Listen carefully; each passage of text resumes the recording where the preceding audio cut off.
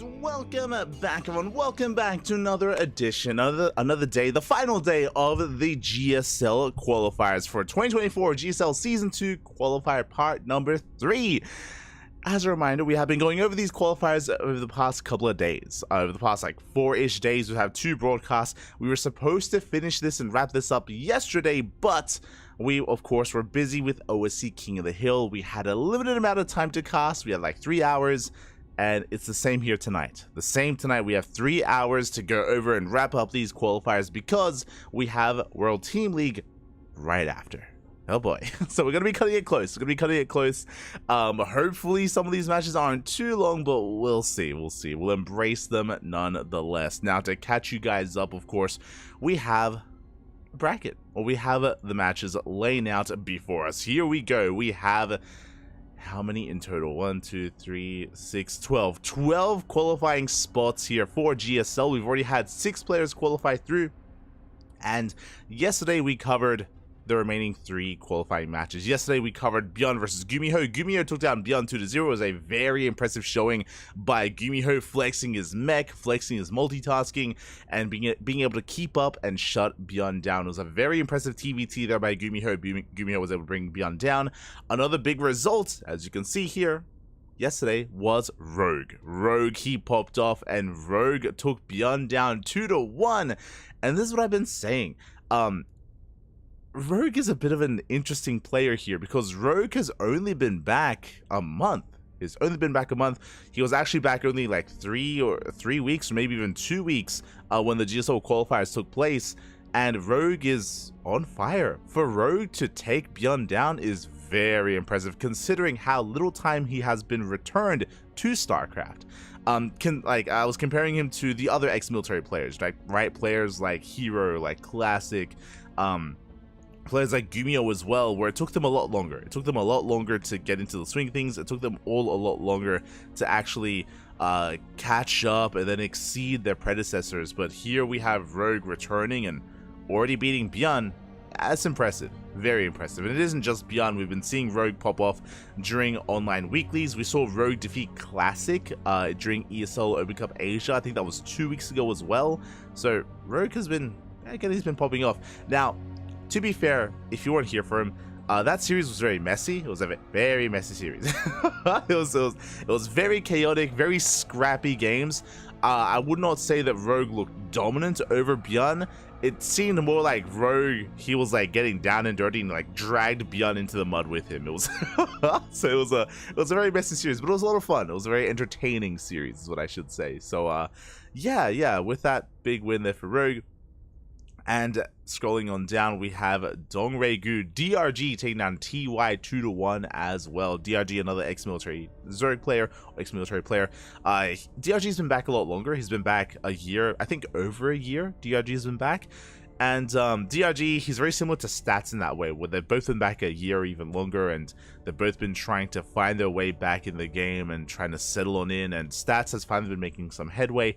DRG, again, he always has these moments of brilliance. He can take down some of the big names in Korea, but it's like every now and then, and, you know, thankfully DRG, he has another opportunity, another chance, as he's made it into the GSL. And now we have 3 matches left. 3 qualifying matches left remaining to be able to fill out our entire GSL roster for this season. We have TY versus Bunny in a TVT, we have Beyond versus Shin in a Terran versus Zerg, and then we have a still undetermined player against Classic in that final match. Oh boy. Here we go. So 3 qualifying matches left, and we start things off with the TVT. Once again, just like last night. Here we go. Oh. It's going to be that TVT between TY and Bunny. Also, if you're in the chat, hope you're all doing well. Papi. Welcome. Bienvenidos. And as a reminder, our plan here is to wrap up and finish up these GSL qualifying matches, and then we're going to be taking a small break and diving right into World Team League. It's going to be a big night. Tonight is the first day of the new season of WTL. We've been, of course, going through the qualifiers and Code A thereafter, and Now we finally made it into Codes, into the main event, but here we go. We're diving on in and spawning in the top right-hand corner of Alcyone. We have our red Terran player representing his new team, Team Falcons. It is Bunny. And spawning in the bottom left-hand corner, we have the Barcode Terran, the South Korean Terran player. He is blue. He is representing the Kwangdong Freaks. It is TY. And I will need a moment here to set up his name. Un momento, papi, un momento. Just fixing up the overlay here. Bam! There we go. Just setting him up as TY as we settle into our TVT. Ooh. And again, TY, he's a pretty impressive player in the Terran versus Terran matchup. Is quite impressive. We did see him earlier, and yeah, TY, he's more than willing to embrace mech. He's more than willing to embrace mech at any moment in TVT. That's something to bear in mind. He's very similar to Ryung, I would say, a very position-based player, or positional-based player overall, and we do see him going for a double gas opener, going for a faster factory. Likewise, Bunny doing the same thing, going double gas into, I imagine, a faster factory. If you remember, we casted Bunny earlier a couple of days ago in the first round of the GSL qualifiers, and Bunny got knocked down by Rainer in a qualifying match. Now Bunny has another chance. Now he has another opportunity. And as we get into this, a big shout out to Roland in the chat. Papi, oh my god, Roland808S. Thank you so much for the Twitch Prime, for the support. Thank you. We do appreciate the support as always. Thanks to the support in the chat, we're able to actually host our events and fund our events like Sparkling Tuna Cup, Sea Duckling Open, and Master Son Open. Gracias. Thank you. Thank you so much, Roland. Do appreciate it. Do appreciate it. Oh. Hope you've been enjoying yourself. Hello, Doom. Hello. And for now, mirrored builds. We have mirrored builds between both Bunny and TY. Everything is looking as it should. Nothing too out of the norm yet. We're just waiting for any kind of deviation here. But this looks like we're going to be getting into, I imagine, Cyclone production, at least safety Cyclones. We could try to go Hellion Reaper. That's true. But we have no add-on. We have no reactor yet. CC is going to be taking. We should be expanding. And we are poised for a longer game as well. We're loading into Alcyone, a much more standard map in the map pool. Very large, very macro-oriented. Can lead to some longer games. And we have our answer. We are indeed going Reaper Hellion. Hellion for both players. You see, ooh, TY going to be bleeding out his first SCV. SCV does go down. Bunny backing the hell off. Again, very risky of Bunny to move out with this first Reaper. As you can see, in a head-on fight, he would lose it, but he will manage to get away. Does manage to barely escape to the safety of the Zonaga.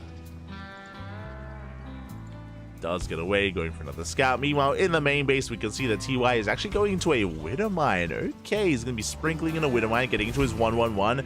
Behind this, Bunny likewise getting into his own 1-1-1, going for a Tech Lab. It looks like we're going for an add-on swap for, I imagine, a Raven. No add-on swap. Very fast tank. Okay. Meanwhile, the Reaper Hellion does hit the natural base Widow Mine, does get borrowed, but does not go off. Yeah, the mine shot still in the chamber. Up.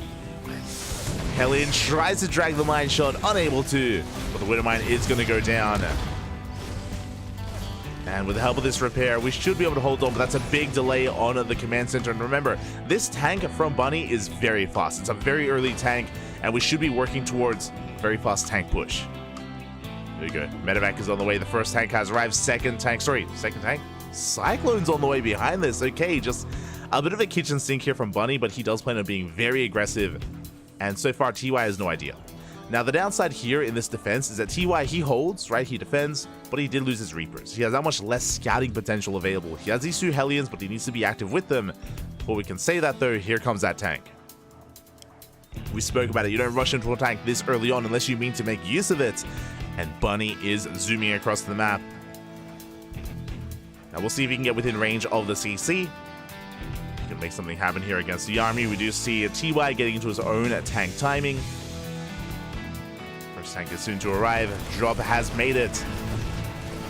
Does show his hand. TY does get her just in time. Up the tank siege. Just barely out of range of each other, but not out of range of the CC. Lacking forcing back the medevac. We do barely keep it alive.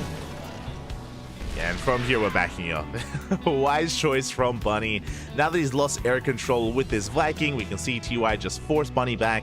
Thankfully, Bunny didn't lose anything. Did take a couple of hits to his medevac, a couple of hits to his tank, but he does manage to survive, does back off. As boys are being pulled here to repair. Bunny, he wants to keep the pressure up. Again, behind this, getting to reactor Vikings, more tanks, rallying everything across the map, or soon to be. Just topping himself up. You know, behind this, still no third CC inside from TY. Thankfully, he's still making tanks and Vikings. Looking at the units tab, okay, we have 2 tanks for both players. We have Bunny now taking a Viking lead. TY only with the 1. Oh! So almost catch out the Cyclone. TY's moving out. He might be caught out. No longer back at home. No longer in a defensive position.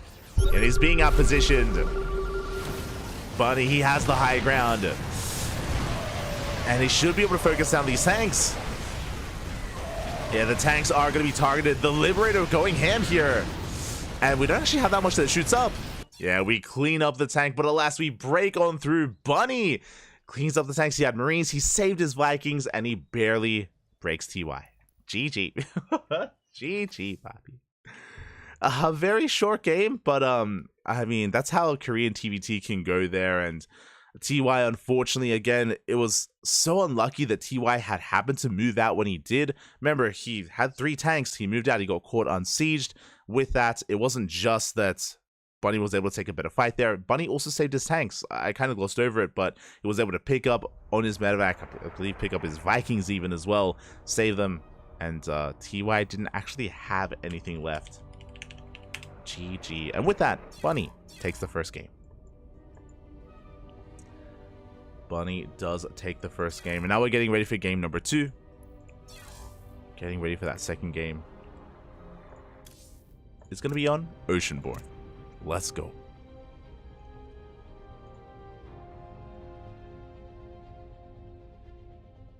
Let us go. Also, I should fix TY here. He's not random. There we go. He's Darren. And yeah, very chaotic game there from Bunny. Does take it in the end. But now, we're here to see if TY can bounce back. So loading in to Oceanborn. God, they switched places. God damn it. As spawning in the bottom right hand corner of Oceanborn, we have the South Korean Terran player. The Red Terran representing his new team, Team Falcons. It is Bunny. Leading the series 1-0 and spawning in the top left hand corner, we have his opponent. We have the South Korean Terran player, the Blue Terran representing Kwangdong Freaks. It is TY. And I just need a moment to set up his name, to set up the overlay. Bam! There we go. TY, I know what it is, but this is not the first event that he's been playing on a barcode. It was actually the last GSO qualifiers were the same thing, also a barcode. Okay. Este TY. I'm shaking my head.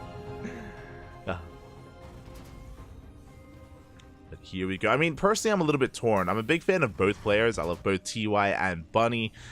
Big fan of CJ Antis back in the day. I was always cheering for Bunny and Hero and Ragnarok. At least it was called Ragnarok back then. On a weekly basis in Pro League. And yeah, likewise, TY as well. He was always a fan favorite. You know, he was one of the 4 horsemen of the apocalypse, the Terran horsemen of the apocalypse, if you will. It was Byun, Maru, Innovation, and TY. The top 4 Terrans in Korea for quite some time. And had his own reign of dominance. Now we're back, many years later. It's crazy.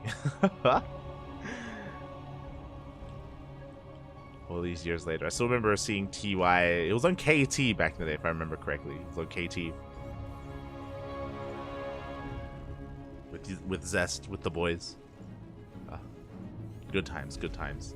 I was actually, fun fact, I was actually looking up Zest's military service earlier today because Trap is back.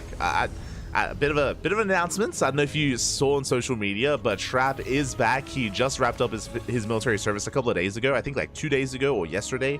Did finish his military, and he did announce that he's returning to StarCraft. He announced that he is coming back to StarCraft, and I was when I saw that, I was like, I remember Trap and Zest, they left it around a similar time, and I was curious when it was.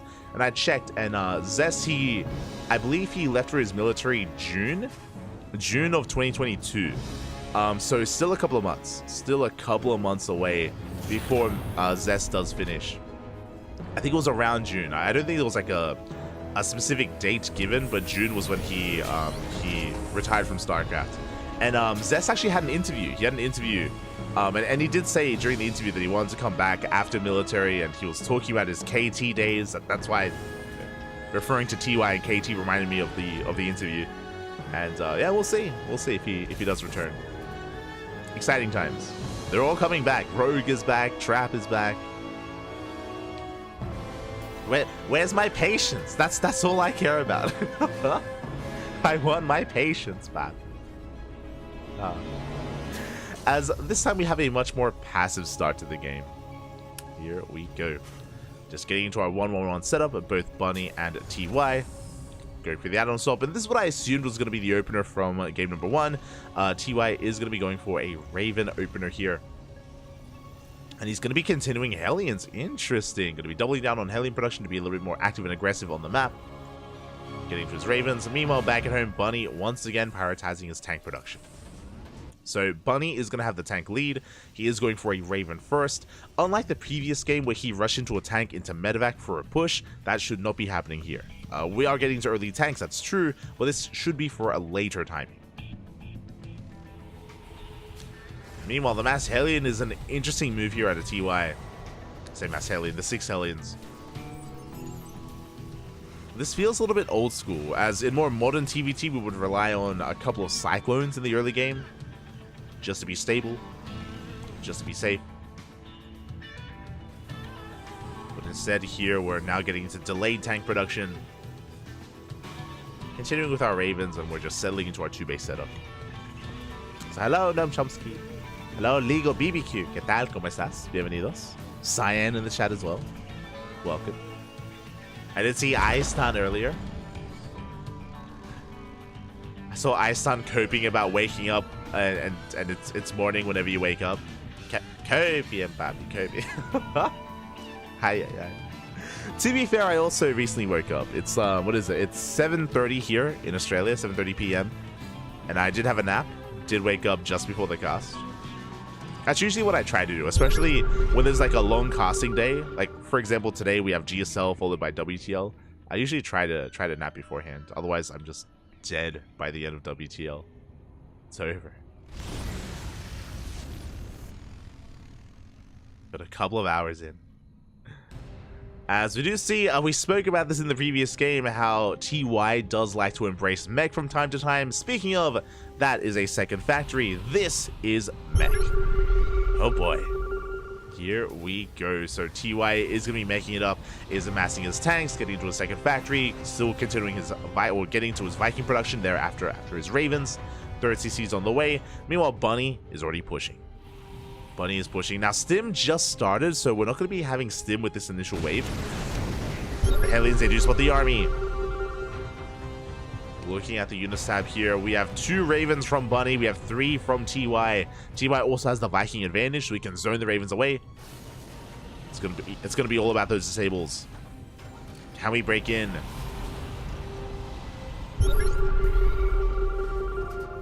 Bunny again with that higher tank count is slowly leaping forward within range of the SCV and the bunker. Just barely. Getting within range of the bunker. But again, because of the double factory production, we're catching up on tanks. We're catching up and exceeding that tank count.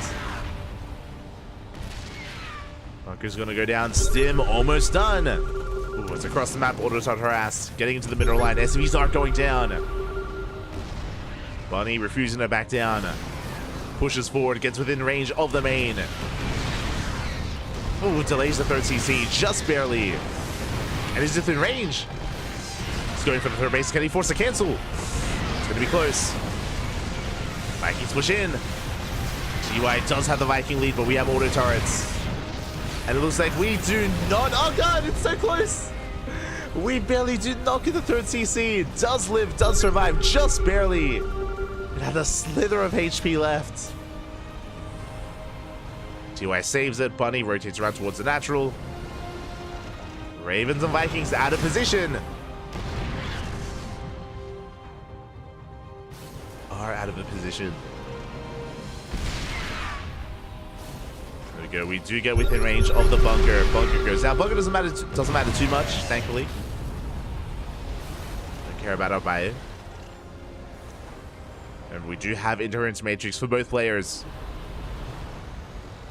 TY does have... Sorry, my apologies. Bunny has the Viking lead.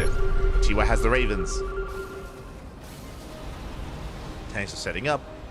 Behind this, Bunny getting his third CC on location. Again, he knows that he's behind the third CC timing. So he's trying to make up for that. Trying.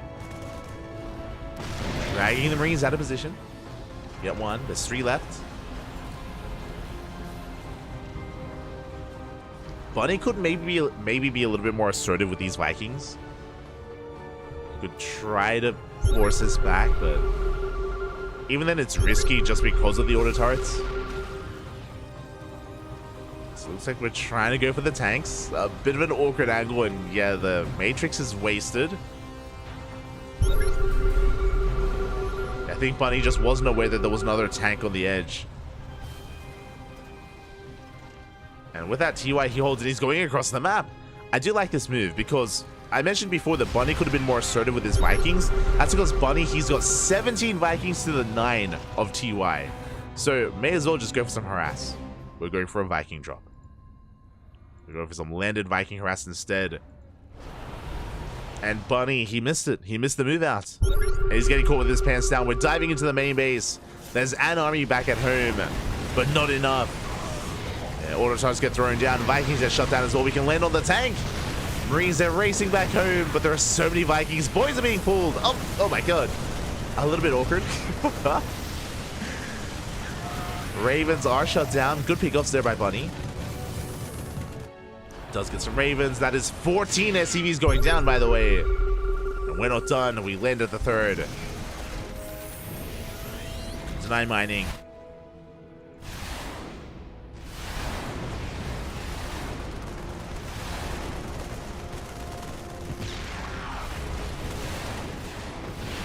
Mining, good kiting here once again, and Bunny, he's achieved nothing with this army despite having such a massive Viking count.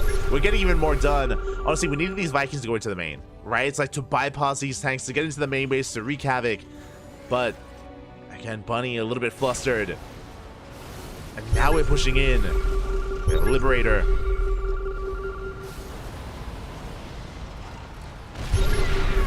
And Bunny lost 16 SCVs. He's down in the economy. Doesn't have his 3rd, not yet.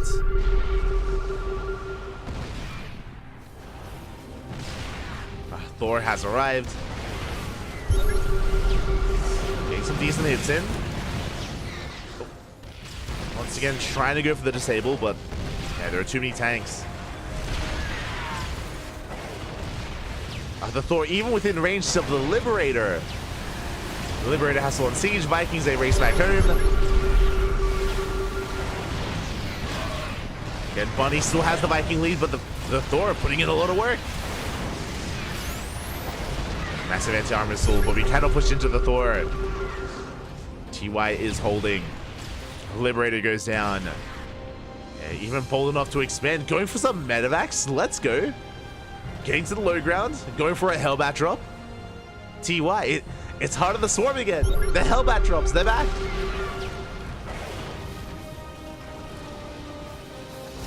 Getting ready for the dive.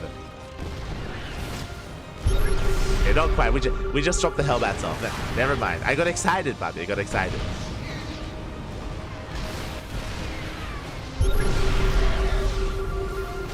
Yeah, big tank volley is going to be going off. But TY, instead of full surround, he pulls the boys. And with that, the Vikings, they have to land. A lot of workers are going to be going down. But Bunny's going to get cleaned up. He's going to get shut down. The Vikings, they can land as well. And they will. Every tank goes down. TY with a massive supply lead. And we're pushing. Jeez. It's a lot of Vikings, a lot of tanks, a lot of mech. Back home, Bunny trying to keep up, but he has to rebuild from scratch. He's down to 2 tanks, down to 3 Vikings.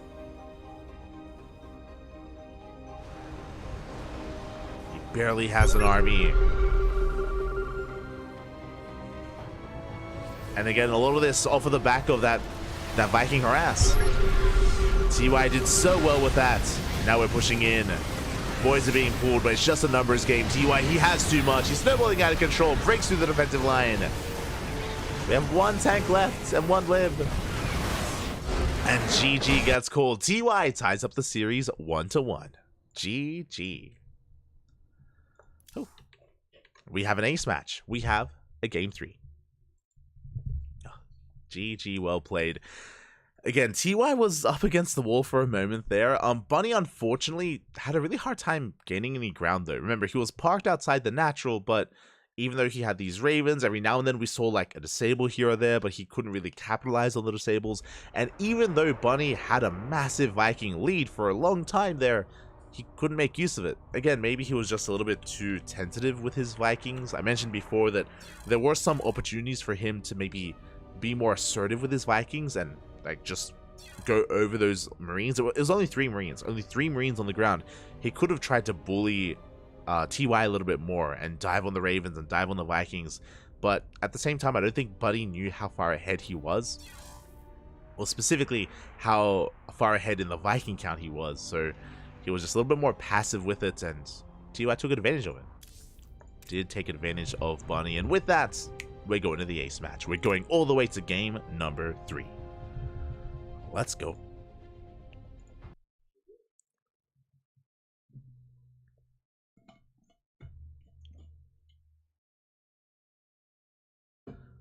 Let us go. Game 3 going to be on Site Delta.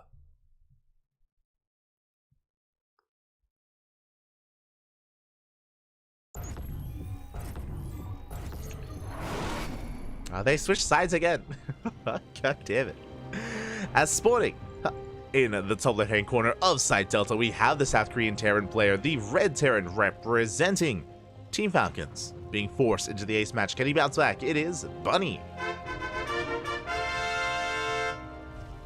And spawning in the bottom right hand corner, we have his opponent. We have the South Korean Terran player, the Blue Terran representing the Kwangdong Freaks. It is TY.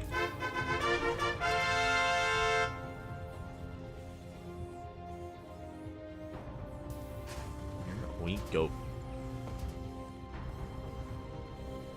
And do we see mech again? I mean, to be fair, that last game wasn't really because of TY's mech. A little bit did come down to the harassment, the counterattack from TY. Bunny maybe being a little bit overconfident in his position, being so sure of himself that TY would not be able to slip past. And Bunny was caught with his pants down. The pants, they were off, Bobby. They were off. They weren't meant to be.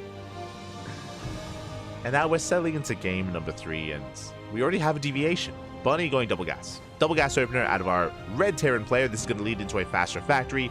Meanwhile, we see TY going for a single gas opener, going for a Rax expand, going for something more economic instead. Now, you can get away with this on Site Delta, or it's, I should say, a little bit more common on Site Delta, just because it's more defendable. You have a ramp leading into the natural, so it's harder to really lay siege and apply pressure to the natural base. So it's a little bit safer, so it doesn't make sense for TY to come out with this build here and now.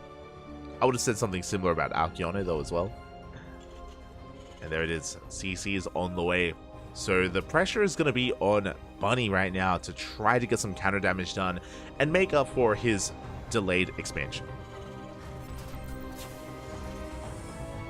This Bunny will be slightly behind here in the economy. Now soon to be working on his CC. Going Reaper first.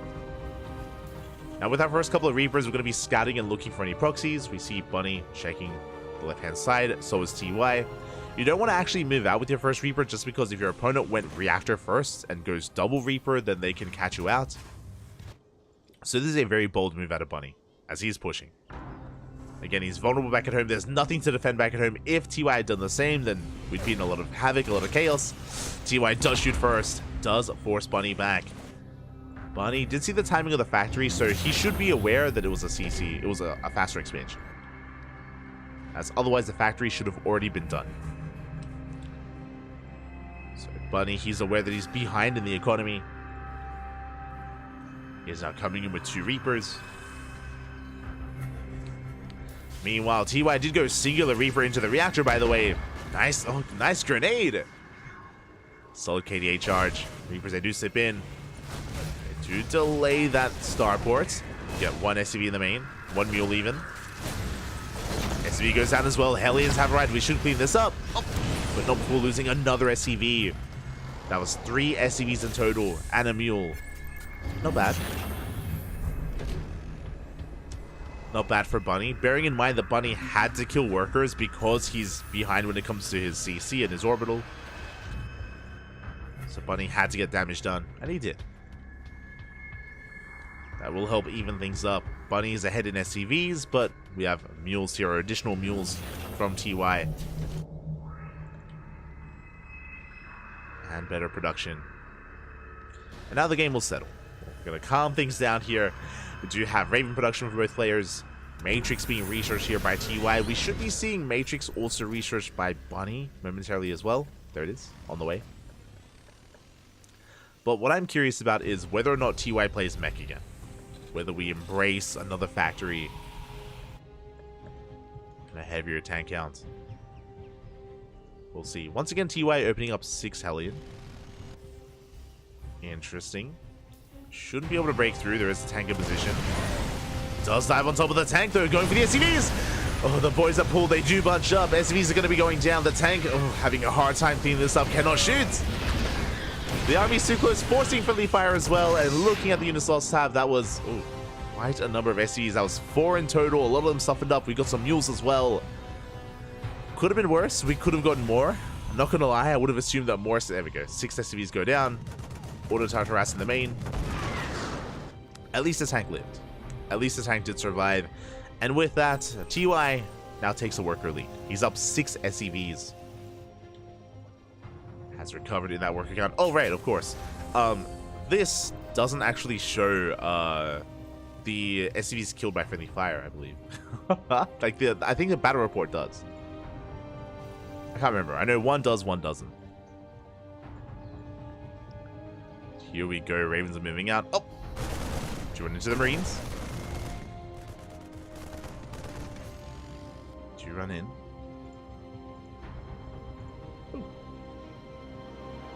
So TY does pull back. Getting into a 3rd CC. So we're just getting into a longer game. Not trying to force the issue. Just macroing instead. Meanwhile, Bunny, he's the one to push. He's the one to push out instead. Now, Bunny does have a tank lead. He's got Vikings over his opponent. He's got 2 Ravens. The Ravens are softened up, which is concerning. TY is investing into Stim. Let's go. It's going to be Biotank. Not mech. As Bunny tries to wedge his way through. TY gets caught out. Oh, the tank! First tank does go down. Big pickup. We're now down a tank. Marines, they push forward. Bunny gaining ground. Tanks are a little bit too far back. Can we get another tank? We can. It's going to be another 2 tanks falling. TY in some trouble. Bunny getting closer. Oh, does take some tank shots to the face. Bleeds out a tank. Vikings are coming out as well. TY, he has kept his Ravens alive. With that auto turret, looks like we take down another tank. TY down to 0 tanks, by the way. We can push in. Bunny taking it slow. Yeah, within range of the CC. Another tank does arrive. I mean, he is getting damage done. 3rd CC just now starts for Bunny. With some Raven harass across the map. SCVs are going down. The base is getting low. And Ash, we're getting very low here for TY. A couple more volleys is all we need. Vikings are coming in. And we do have a repair. Oh, it's close. It's just barely enough. We're keeping the base alive. A tank of the high ground out of range. And the orbital will live. But this is a big blow to the economy here of TY. And we're pulling the boys. We go for the disables. We catch 2. Catch 1 tank. We get a 2nd tank as well. TY is breaking out. Has the Viking lead. Has to respect those Marines. Oof. Dragging them within tank range. GG gets called. Bunny does not break TY. He holds with a third CC, and TY takes the series 2-1. He defends. He qualifies for GSL. GG. Happy. GG, well played. TY, he was up against the wall, by the way. Bunny did so well sniping those tanks. There was a period there where TY was down to 0 tanks and Bunny had 3 at his front door. I do think that Bunny had 3 at his front door. I do think that Bunny was a little bit too passive. If you remember, it was after he killed all the tanks, he instead of pushing a little bit deeper into the natural, he just slowly kept forward. Only 2 of his tanks were within range of the CC. I do think he could have been a little bit more adventurous with his follow-up push there, just because there was nothing to defend against him. But at the same time, he didn't know that. He didn't know that there were literally 0 tanks left from the side of TY. And at TY, he was able to hold on long enough, able to buy some time, able to muster up an army, and able to shut down the push. GG. GG, well played. Congratulations to TY. Congratulations, TUI. He is going to be a part of this season of GSL. Not just that, but TUI also qualified for ASL as well. If you're unfamiliar, ASL is the Africa TV Star League. It is a Brood War. It is a Brood War, or the Brood War version of GSL, basically. So, yeah, this season, TUI is going to be in ASL and GSL as well. Impressive. Very impressive. Has that happened before? Wait. Has that happened before? I know that okay, hold on. So Rain and Sulky, they completely retired from StarCraft 2 when they started playing Brood War again. So did Jaedong, and so did Flash. Maybe Fantasy? I remember Fantasy was playing both StarCraft 2 and Brood War when he returned from the military, but I don't think he qualified for GSL. You'd have to correct me. I'm fuzzy on the first year that Fantasy came back. I'm fuzzy on whether or not he qualified for StarCraft for GSL. I can't remember with Fantasy. Otherwise, this could be a first. this could be a first, Bobby. Playing in both leagues at the same time. Impressive. GG. GG, well played. I'm double checking Fantasy. For those who don't remember, because Fantasy, he's now fully retired from StarCraft 2, but it was in 2021? Was it in 2021 or 2022 when Fantasy returned from the military? He was playing in both. He was playing in both. But I can't remember if he qualified for GSL. Let's see.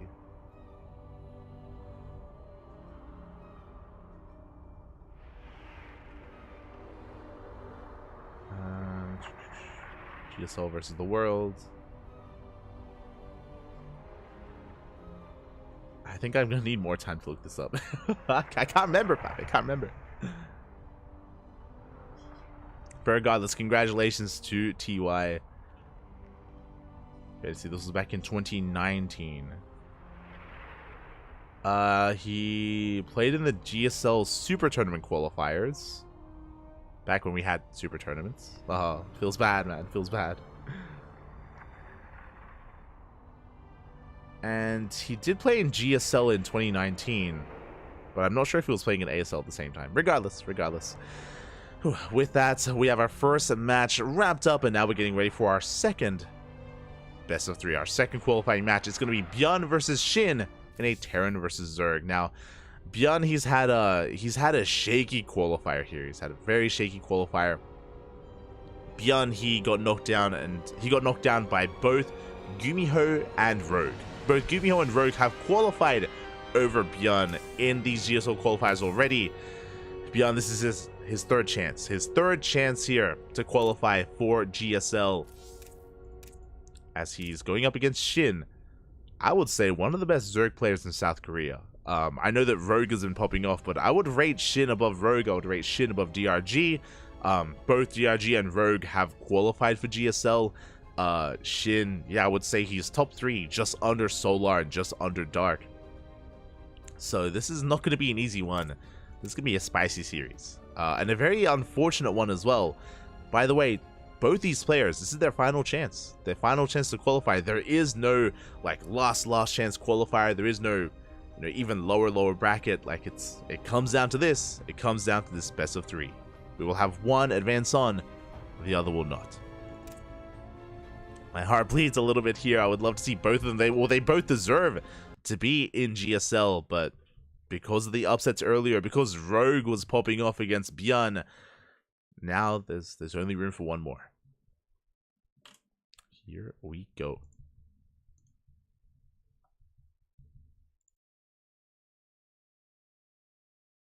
As game number 1 going to be on Alcyone. Huh.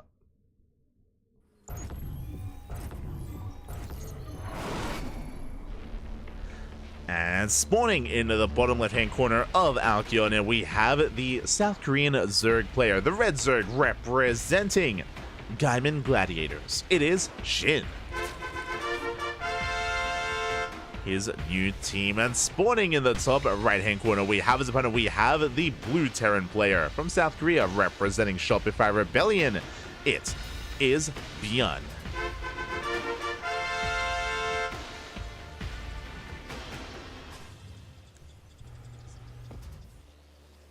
Here we go.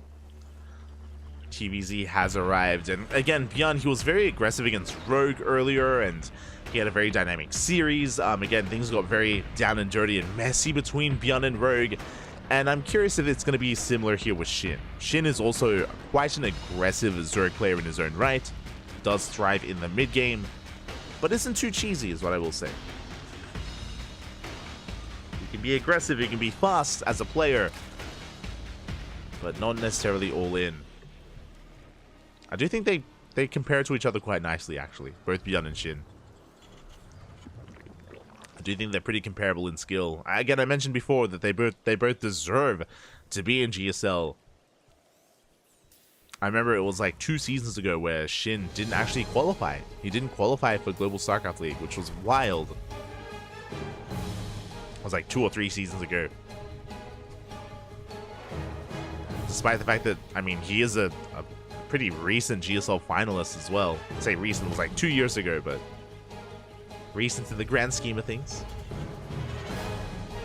That's a better GSL run than Bjorn has had in the past 2 years. We don't have to talk about his finals with Maru. We don't. Don't worry about it, Bobby. Don't worry about it. It's fine.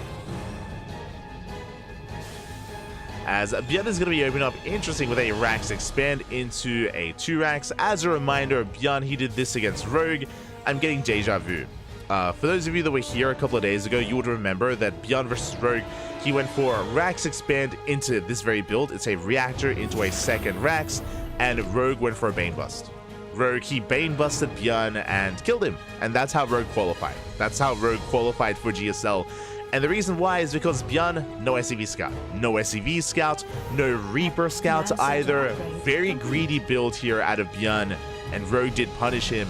Here, Shin is opening up standard though. Opening up standard, Bjorn should get away with this. Should be able to get away.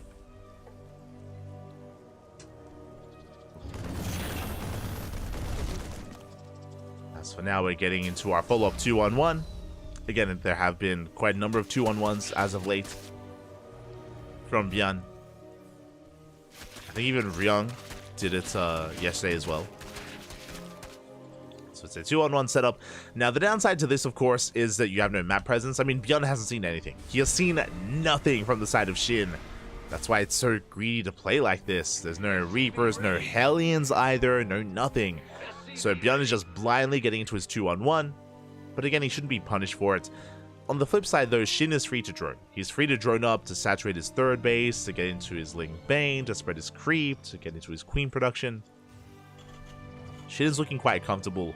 But things are soon about to change once Bjorn moves out with his Medivacs. So the way this works here is that we're building up to 16 Marines. Going to be hitting a timing with Stim and with double Medivac production, as we should be going for an add-on swap here for the reactor on the starport. So medevacs are on the way. The drop is coming. Shin, up until now, he's free to drone. He's checking the natural. He saw the Marines. He's seen the lack of Hellions. There is a world where maybe Byun is hiding the Hellions and it's going to be like a Hellbat push, but never mind. Shin, he saw both Raxes. He saw both Raxes. He knows exactly what's going on. Shin should be very well rehearsed with this defense. Interesting. Going for a Bailey Nest first. That I was not expecting. So usually you would be able to go for a faster Evo Chamber into +1 Carapace, but Shin is playing safe. It's a very safe response. This means that we are safe against a Hellbat all-in. As the Bailey Nest is a way to be secure and safe against that sort of thing. Overlord gets shut down. Ooh, Shin is going to get supply blocked. Byun is moving out.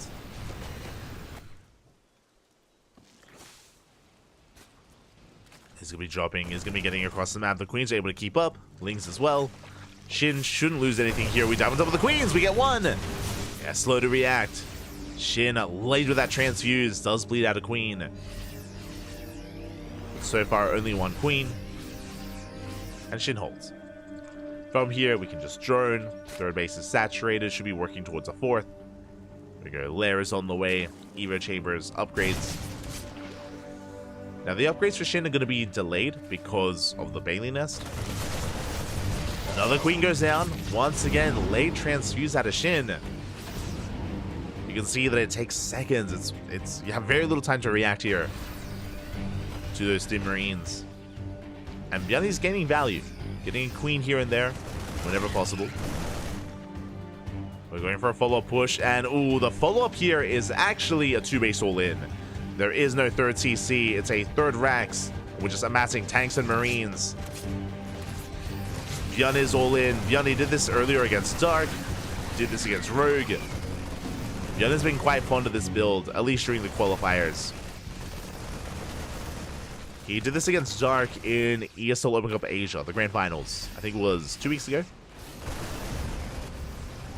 It's either this week or last week.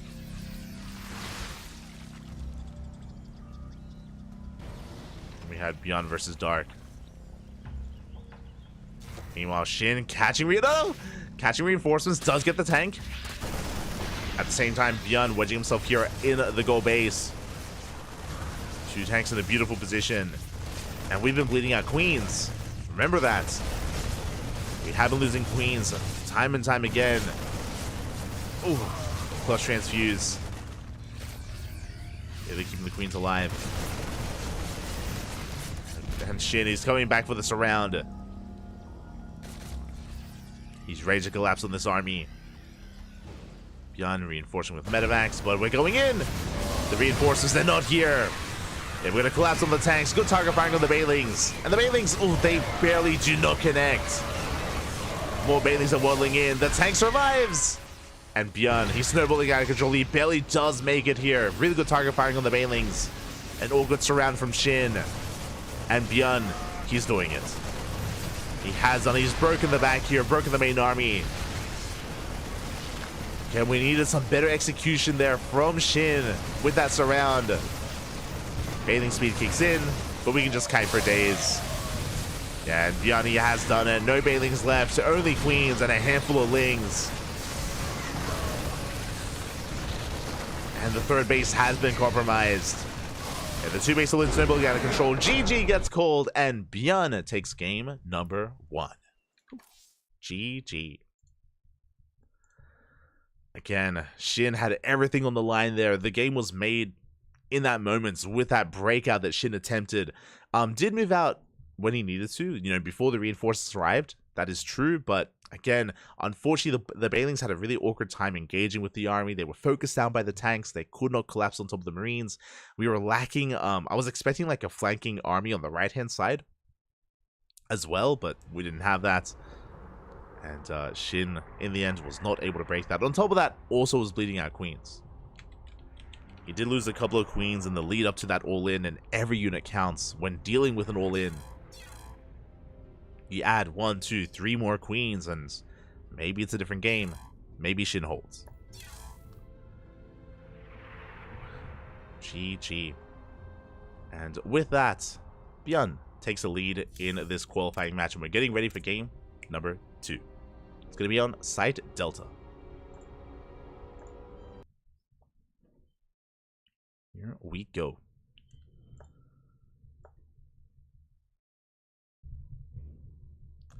Maybe makes a few bases in that army that did this round. Yeah, that's what I mean. Specifically on the right-hand side, right? Where the 4th base was of Shin. If we had some banelings there, maybe. I mean, I'm sure that Byun would have been targeting those banelings down.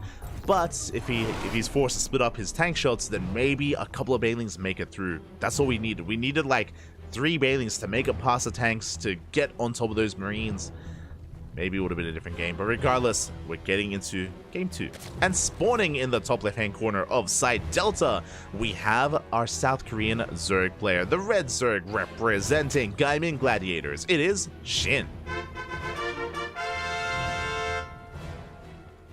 And spawning in the bottom right-hand corner, we have his opponent, we have the South Korean Terran player, the Blue Terran, representing Shopify Rebellion, leading the series 1-0. It is Byun. We go. Yeah, Byun needs one more game to qualify for GSL. Shin needs to fight back here and now to force that ace match. But again, Byun has been very aggressive as of late. That build that we just saw, that 2-base all-in, that's that 2-1-1 into a 2-base all-in. He did that against Rogue, he did that against Dark. He's been very fond of that. Not just that, but just in general, very aggressive builds. And now we turn the tables. Byun going for a CC first on Site Delta. Oh boy. CC first from Byun. Is it going to be a CC first into a reactor? Into a 2-Rax? Into a 2-Rax into a 3rd CC? We've seen this a lot from Byun, and if you remember, this was the map where Rogue was able to all in and kill Byun. I believe it was on Site Delta. Or was it on Oceanborn? It was on one of the two.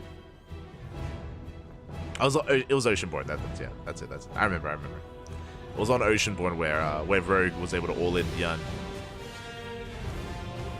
But yep, there it is. It's going to be CC first into a 2-Rax. Are we going to go reactor first as well? Like, Byun, he's been so greedy as of late. It's crazy. Yep, there it is. There's a reactor. No SCV scout, no Reaper scout either. Byun has been very fond of this, at least in this matchup as of late, and Shin is not going to be able to punish this either. Shin is going for a standard hatch gas pull into a 3rd base. There's no early Baneliness, no additional gas mining. Shin doesn't really have a way to be aggressive and to punish this. Aye.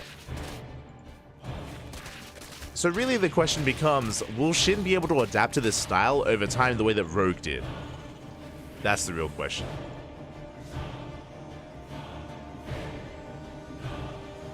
As Shin is moving out with his Link Scout.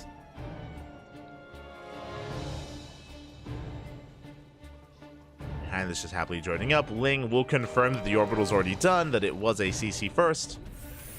Does get eyes on the reactor, but does not get eyes on the follow-up. It is going to be another 2-on-1. Very similar build to what we saw in the previous game. Now, this doesn't have to be a 2-on-1 into another 2-base all-in. Doesn't have to be, but my eyes are on Byun here. Basically, we have to keep an eye out on whether he throws down another Rax after the starport, or if he throws down a 3rd CC.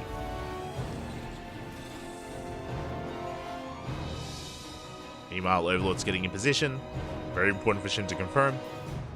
Behind this, Shin going for roaches. Okay, we're spicing it up. I do like this. I think Byun thrives when his opponent plays standard. If you're playing standard, then Byun, he can cheese you, he can all in you, he can catch you off guard. Byun has been, again, having fun with some very unorthodox builds as of late.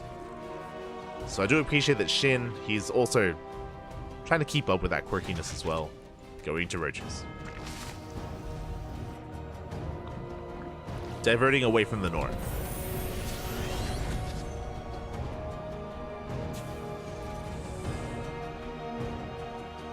Medevacs are on the way. Stim is about to finish. We're soon going to be moving out with our 16 Marine double medevac drop. Yeah, soon going to be pushing Shin back at home, droning, getting into a lair. Okay. Working towards his lair, working towards roach speed. Overlord comes in. Overlord, what did we see? We saw the Marines. We did spot the starport. We're aware of the 2-1-1. Shin is amassing roaches. There's a third Rax. There is the one eBay.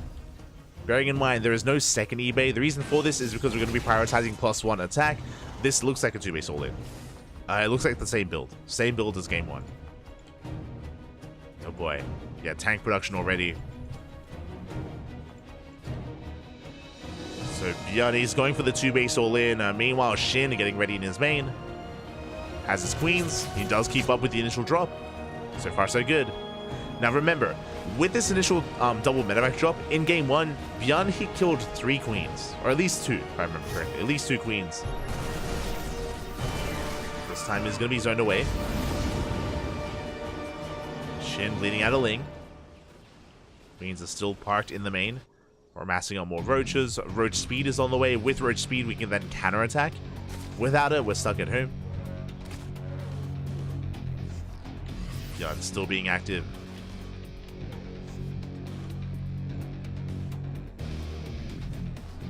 Bjarne still being active, rotating around in between the bases. Shin is going to be able to keep up.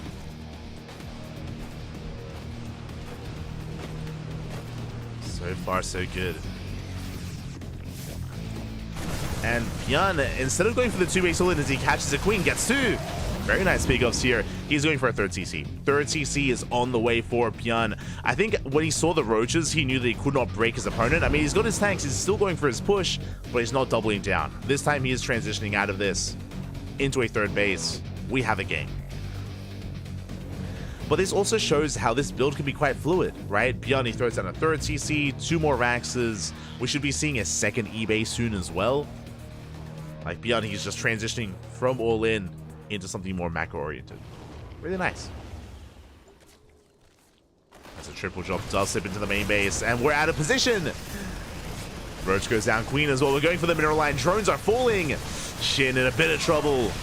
13, 14, 15 drones go down, an entire mineral line, and we take down the infestation pits. Fuck you. Bjarne, calm down. 18 workers and the infestation pit as well. Massive pickoff here by Bjarne. And now he can take his third. Now this third base is late, so to be fair, Bjarne had to get damage done. He had to kill some workers here. He did more than that though. A mineral line and tech, that was massive. So Bjarne's, he's back in this. He's very much so in this. He's getting to his meal production. Tanks are amassing, getting to 1-1. There's that armory. There's a second eBay to get into 2-2.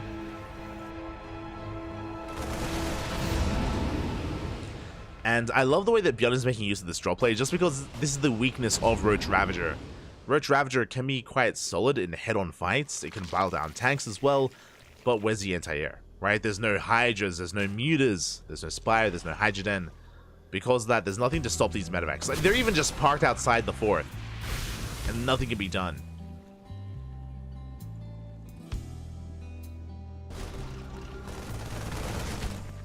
Here we go, Infestor is on the way. We're going to have a Fungal available.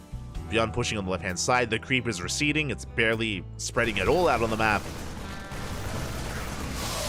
And the drop play once again pulling Shin apart. It's getting 7 more drones at the fourth. Ay, ay, ay.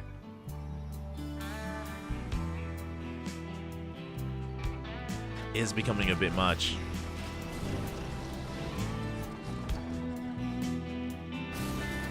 Here we go. Bjarne is going to be committing, rallying everything across the map. How many tanks do we have? 5 tanks, 63 Marines. We don't quite have 2-2. It's just now starting. Double drop on the main base. Gonna be cleaned up. The medevacs at least, but we're getting queens. Queens are going down. At the same time, we do have a massive amount of Roach Ravager. And Shin hold. Bjarne dives in. Snipes a couple of Ravagers. Being forced back. Bailings are on the way. Bailing speed not done yet. Bjarne, he is out trading Shin, but we have a big Fungal. Massive Fungal of the army. We dive one forward. We get the tanks.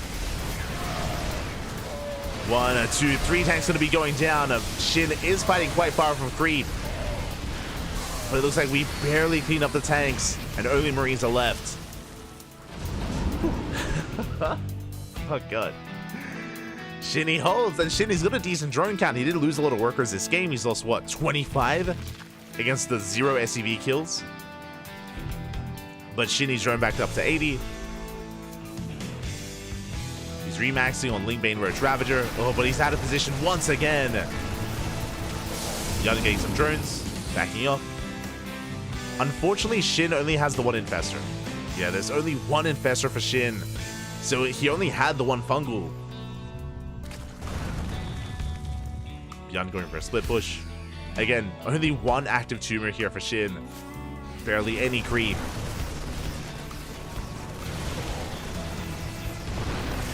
Things are being forced back. We snipe a Queen here at the 3rd.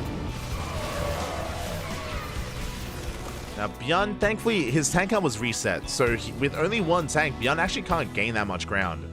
As long as Shin is in position, he can hold. Speaking of, do you rally back? The Infestor, no! The one lone Infestor does get sniped. Brutal loss there by Beyond, by Shin. Good pick up by Beyond. Behind this, we're getting into Vipers. Ultra Cavern on the way. Interesting choice. We do have melee upgrades. Trying to get into Ultras. 5th base on the way. Shin, he's maxing out.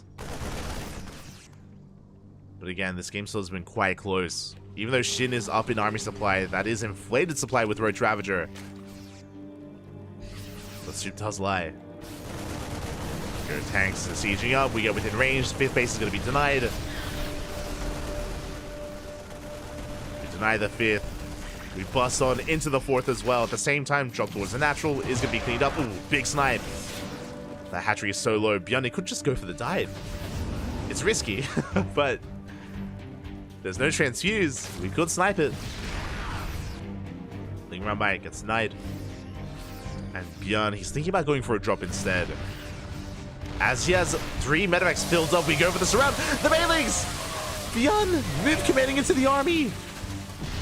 Bleeding out a lot of Marines, going for a triple drop into the main, but he loses every single tank as well. Beyond, the drop is getting damage done, but that was a bit of miscontrol from our Terran player here. Throwing away his Marines, losing all of his tanks, medevacs being cleaned up. He did snipe the Ultra Cavern, did deny kindness plating. That was a good pickoff, but Shin is now maxed out on Lingbane Ravager. Björn, he's on the back foot, he's racing back home, consolidating his army. Okay, Shin, he's got a choice. Shin could try to move out and try to punish the southern base. Planetary's on the way. But for now, Shin is keeping up with the drop. Parabomb does connect as well. Yeah, forcing the unload. Finally, we're dealing with some of these drops. You know, Björn committing across the map. Oh, no creep whatsoever this base. It's so isolated.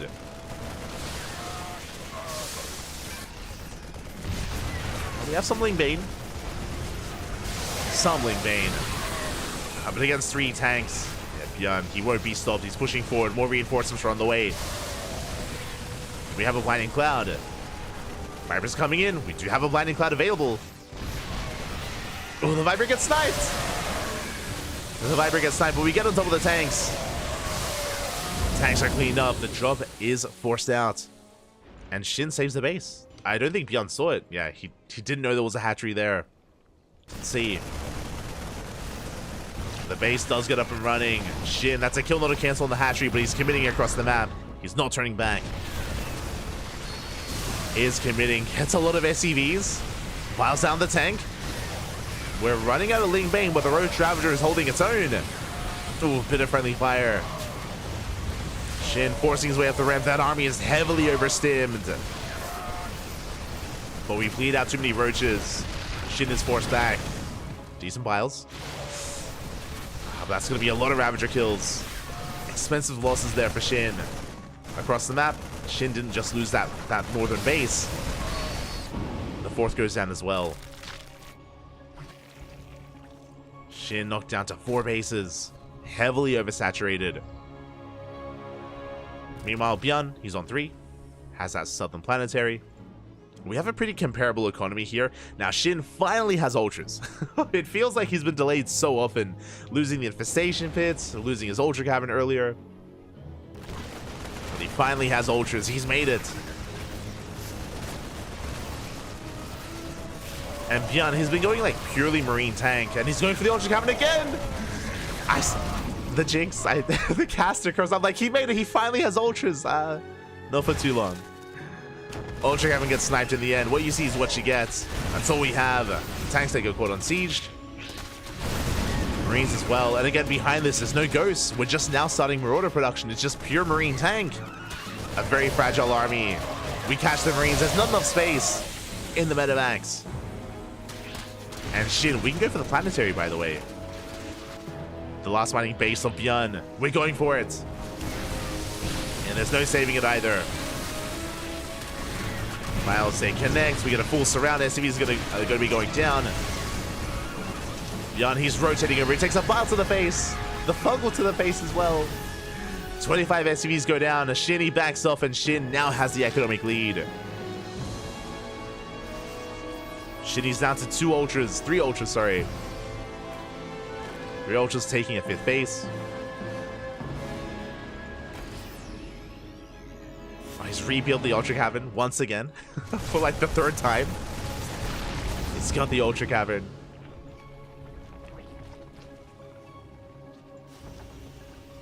And again, Bjorn, no ghost in sight. Doesn't have the economy for ghost production, but he can lift up his main. Lifting up his main, it's probably worth lifting up the natural soon as well. We're almost mined out. Bjorn, he can sustain himself. He might be down to 23 SCVs, but we have mules, Bobby. We have mules. And the army supply is interesting. It's quite close between our players. I would say that Bjorn has the more efficient army, but we also have Ultras. We have Ultras with all their upgrades. How many spellcasters? We have 1 Infestor. Let's go. 1 Fungal. Show us the Fungal. Marines come in. They snipe the Queen. Queen is going to go down. There we go. Shin collapsing on the army. Coming in from behind as well. A bit of a delayed surround. But he does force it back. Takes down the tank. Slings it coming from behind. Fungal on the army as well. And Shin, he's finally done it. It was a brutal game. Very back and forth. And honestly, Bjorn had so much momentum for most of this game. Then there was that one moment with some miscontrol where he moved commanded into the main army. Lost a big chunk of Marines, lost his tanks. That was the moment when he dropped into the main. And Shin, he was able to bounce back. Leading out more Ultras, but he takes down 18 SCVs. Bjorn, he's down to 7 workers. The mules are good, but they're not that good. Even with Bjorn holding on here, it doesn't matter. We can remax. We can rebuild. We deny the southern base. I mean, we're mules though. True. Okay, we're just muling as hard as we can here back at home.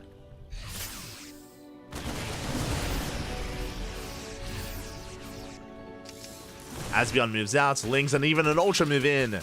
The Ultra's on 13 HP.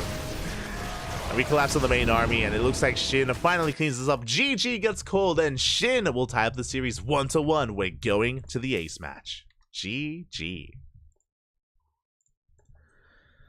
Oh my god. GG, well played. Shin, he's bouncing back. What is concerning is that, again, Bjorn was still very much so in control of most of that game. Did rely on some of his missteps and misplays for Shin to bounce back, but we have an ace match. And I'm curious. I mentioned it at the start of the game.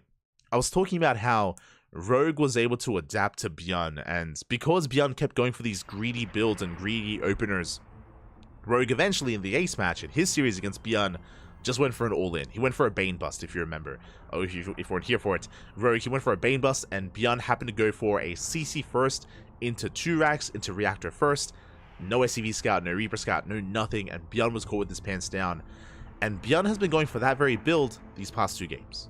We just saw it. And Rogue is now aware that there's a trend going on here. So I wonder if that's going to lead to anything. I wonder if I wonder if Shin, now that he might be aware of that trend, is going to be trying to be a little bit more aggressive here. Can Byeon use that to his advantage? Can he open up safely instead? We can see some mind games. We could see some mind games as we're getting into the ace match. Let's go. Let's us go. Crazy to see TY and Rogue back. I mean, yeah, it's great to see them back. I mean, TY's been back for a couple of years now, to be fair. Rogue more recently, but I mean, they did both qualify for GSL. I mentioned before, Trap is back as well. Trap, he finished his military a couple of days ago, if not just yesterday. Did say he wanted to compete in StarCraft once again, but here we go, spawning in the top left-hand corner of Oceanborn. We have our South Korean Zerg player, the Red Zerg representing Gaimin Gladiators. It is Shin. Going for a 15-15. Interesting. And spawning in the bottom right-hand corner, we have his opponent. We have the South Korean Terran player, the Blue Terran representing Shopify Rebellion. It is Byeon. So, this opener by Shin, going for a 15 hatchery into a 15 spawning pool, this is a very safe opener. This would be good if Byeon went for 2-Rax Reaper. If he opened up 2-Rax Reaper, then I would like Shin's position here, especially if he goes for like a faster 3rd hatchery, for example. But outside of that, Byeon is free to go for, yep, CC first again. It's the same build. It's the same build. CC first into, I imagine, a 2-1-1 with a reactor, with no scout, with no Reaper. Byeon, for whatever reason, has been in love with this opener recently. Even though it's so risky and so abusable, but Shin, he won't be aggressive anytime soon. Byeon is going to get away with this. Again, based on this opener, I do believe that Shin assumed that Byeon was going to go 2-Rax Reaper. So he gambled a little bit and unfortunately is going to be gambling wrong. With that, we have a safe build by Shin. We have a greedy build by Byeon. Byeon should get away with it. Here we go. Now, off of a 15-15, as yep, there it is. It's 2-Rax. It's a 2-on-1. We should be seeing a reactor here once again. No SCV scout, no Reaper scout. If Shin were to all in, Byeon would have no idea. That's what Rogue did. But what I will say is that a 15-15 can, or typically does, lead into roach play. Just because your gases are a little bit later, it can lead into roaches. And I would like to see another roach opener out of Shin. We saw that that was able to deflect the all-in of Byeon and force Byeon into a longer game. In that longer game, there was still some downsides to going for roach play just because Byeon was so active with his drops that it was just pulling Shin apart time and time again. Drones are going down, the queens are going down. Shin was being pulled apart.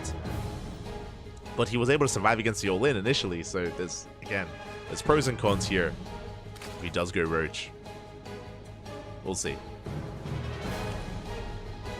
We shall see. As Lings are going to be moving out. Going to be getting across the map. Behind this, Byeon getting into his build. The Lings, they will confirm the initial opener. They confirm that the orbital's already done. Shin is a diva enjoyer. But Shin, he sees both Raxes as well. So he's fully aware that it's going to be a 2-1-1 build here by Byeon. And from here, we can just drone. We can drone up. 3rd hatchery's on the way. Really, I'm just curious if we... Interesting, as we pull out a gas for a moment there. We have not gotten link speed, but as I say that, there we go. Link speed just now starts. So we're not rushing into roaches. Link speed's on the way, and it looks like Shin is going to be playing Link Bane. At least initially. We'll see if he takes up into a different direction. Meanwhile, my apologies. That is a tech lab, not a reactor. Wait, what? Banshee? That's a tech lab on the starport instead. Byeon mixing it up a little bit here. Okay, going for a 2-1-1 with Cloak Banshee. That is wild. So, just winding it back a little bit here, and I missed it as it was happening. With this factory, instead of going for a reactor, he made a tech lab. So we're going into Banshees instead. This means that there is not going to be a medevac timing. We won't have a drop available. but I believe Bjorn is still going to push. I believe he's going to push. It does make this a little bit riskier because he won't have medevacs to sustain himself. It means that every stim will count and every stim will hurt him as well. We're going for Banshees instead. Third CC behind this is going to be a macro build here out of Bjorn, rushing into a third base. But what I love about this is that this Banshee is very unexpected. Bjorn does this every now and then. Maru does this as well, which makes sense. They're both friends.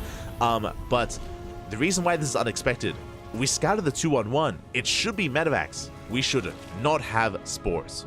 Spores should not be in position. Because of that, this Banshee can get a surprising amount of damage done. I mean, again, there's no reason to make spores. Banshee is the last thing on Shin's mind. So a very cheeky move. Technically, this is inefficient, just because it means that these Marines are less potent because they don't have medevacs to sustain themselves. But if we're going for a longer game, or if we're going for our third base, I guess it's going to be fine here. And it might be worth it as the Banshee moves out and Cloak is done. And again, 0 detections available. There's no lair, there's no spore, there's no nothing. We're going to have free reign, and drones are going down one after the other. There's nothing that can be done. Spores are now being thrown down in a panic. We get 6 drone kills already. We get a 7th drone. We're going to be able to get an 8th, either in the main or the 3rd. At the same time, the Marines, they move out. They run into the Lings. Without Banelings, without Queens to support the Lings, they cannot engage. The Marines are pushing in only with 1 medevac. And that's going to be 10 drone kills. That's insane. 10 drones for 1 Banshee, by the way. Only a single Banshee getting 12 drone kills. And we get away. And Bjorn gets away again. A very quirky build order here out of Bjorn, doing the unexpected. Arguably going for an inefficient variation of this build, but it worked out because it went unscouted. That Banshee more than paid for itself. And now behind this, we're going for our follow-up push. Now with tanks. We shaved off some Lings earlier. We have plenty of bio to work with. Stim is done. 1-1, about to finish up in a couple of seconds in time for this push. A very strong 1-1 timing here by Bjorn. And Shin is in trouble. How many Lings did we lose earlier? 14 Lings went down. I mean, look at the trades here. 12 drones, an Overlord, 14 Lings for 2 Marines. That is insane.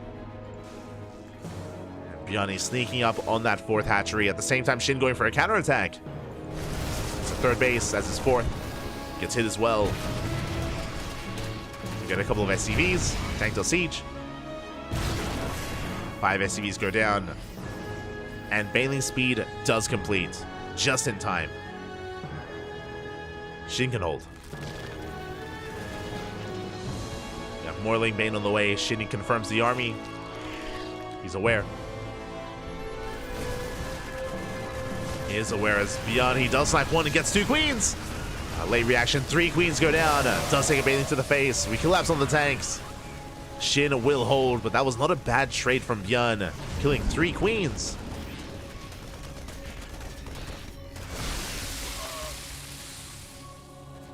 From here he backs off. Behind this, we're getting into the rest of our Raxes. I believe that's going to be 5 Raxes for now. Oh, my apologies. That's going to be 8 Raxes.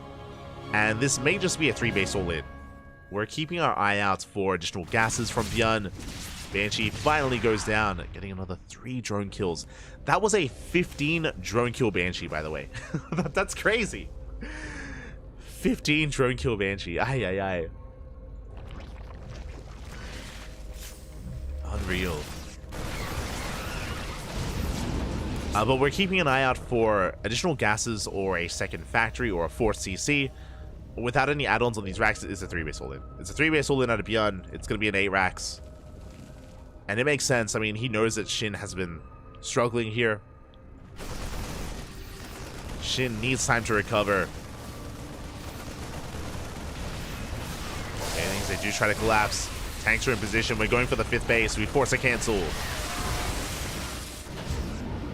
And this drop is force a lift. We get some more drone kills in the main. Good target firing. Bjorn is making his way towards the natural. Meanwhile, we're amassing a 2nd wave.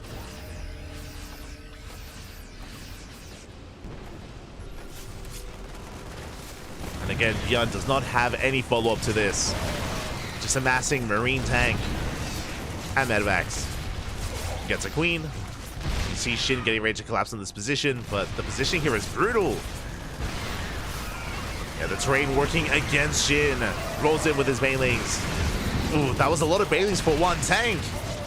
And we save the Marines. Tank goes down, but that was a lot of wasted Banelings. And Bjorn is pushing in with his second army.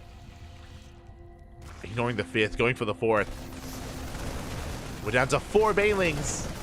We have 6 more on the way. Yeah, and again, really good kiting here out of Bjorn. There, shuts down the Banelings, and we're snowballing out of control. There's 2 Banelings left. GG gets pulled. Shin crumbles under the pressure, under the 3 base all-in, and Bjorn takes the series 2-1, qualifying for GSL. GG. GG, well played. Bjorn snowballing out of control there. Again, that Banshee was the MVP of that game, killing 15 drones. On top of that, his follow-up bio push as well traded well against the Lings, and Shin was just falling further and further behind. So to make the choice there to go for the 3 base all-in made a lot of sense. It was basically Bjorn going for the kill, going for the throat, smelling weakness, and taking Shin down before he could recover. GG. Congratulations to Bjorn. My condolences to Shin, as Shin has been eliminated from GSL. He will not be a part of this season of Code S. Will not be a part of Code S here. So my condolences to Shin. Again, I'm a big Shin fan, and I said it coming into this, both players deserve to be in Code S. Shin and Bjorn should have been in Code S, but thanks to Rogue returning as a player, Rogue, he was able to knock Bjorn down initially, and Rogue was able to qualify instead. In a way, Rogue kind of takes the spot of Shin as a Zerg representative in GSL. So a little bit bittersweet. It's great to see Rogue back, but it means that there's one less spot available in GSL, and that happens to be Shin not making it through. GG. GG, well played. And with that, we have... Oh, my apologies. Wait, let me just double check this. I thought that this was the lower brackets. I assumed that this was the lower bracket here.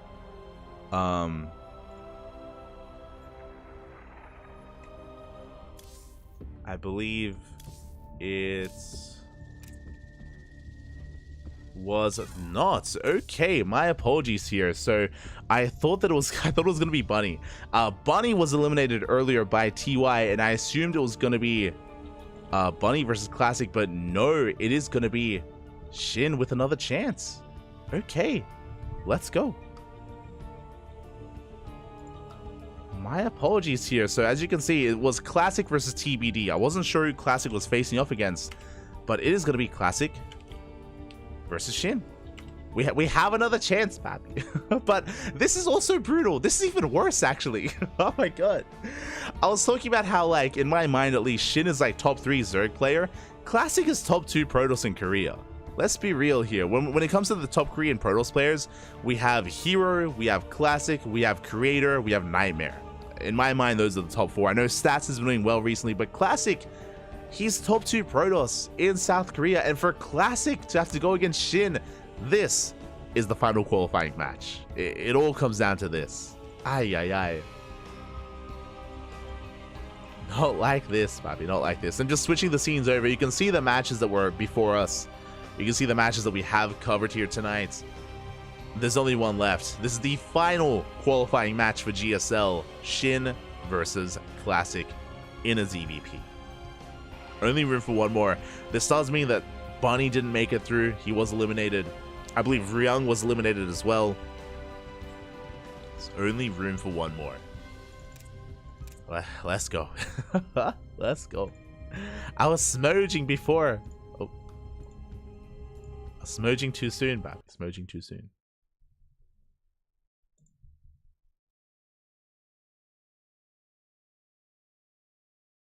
Oh. Here we go. We're getting into game number 1. Going to be on Alcyone. Let's go. Seen a lot of Alcyone these past couple of days. We're getting into our final qualifying match, and spawning in the top right-hand corner of Alkyon, we have our South Korean Zerg player, the blue Zerg representing Gaimin Gladiators. I was smudging too soon. He still has one final chance here to bounce back. Did just get knocked down by Björn, but this is the final qualifying match, the final qualifying spot. We have Shin. And spawning in the bottom left-hand corner, we have his opponent, we have the South Korean Protoss player, the blue Protoss representing Twisted Minds. It is Classic. And this is where I have to like repeat myself a little bit and be like, yo, Classic and Shin, they both deserve to be in GSL, and they do deserve to be in GSL. I know that Classic has had some rough performances in ESL Open Cups recently.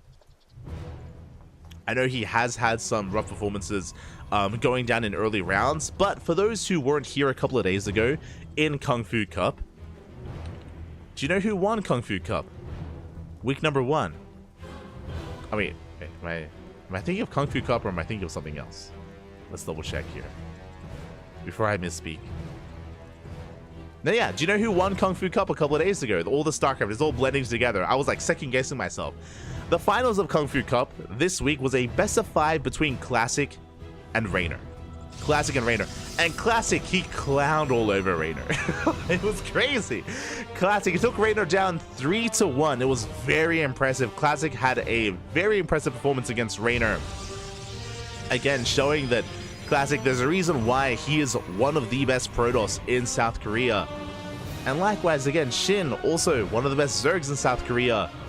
And I guess this really emphasizes how brutal GSL is, how cutthroat it is for both Shin and Classic to be in the final qualifying match.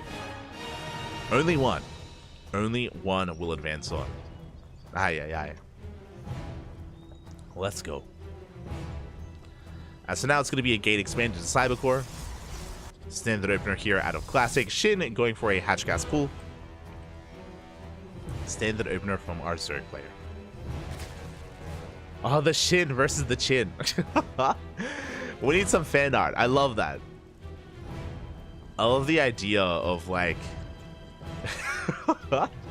of Shin and Classic like powering up, getting ready for their special move.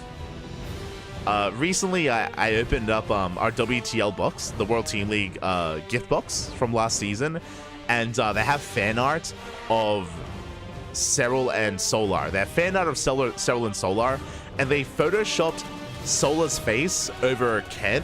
Sorry, over Ryu, and Serral over Ken. Because if you remember, Solar was the Serral Slayer. Like Solar was the MVP of that season of WTL, because he was able to beat Serral consecutively and win it all for on-site gaming. So they had some fan art of Solar and Serral as Ryu and Ken, and I'm picturing the same thing, except instead of like punching each other, you have Shin with his Shin and Classic with his Shin. It's beautiful. It's beautiful. We need it. We need that to happen. But sorry, I need to take a photo of it. I need to post I need to post the fan art of Solar and Serral, because I didn't know that it was a thing. I didn't know that was in the gift box. I was like, wait, what? It's like, what am I looking at? Oh my god, it's amazing. It's beautiful. I'll tweet it in a couple of days. I'll tweet it after today's broadcast if I remember.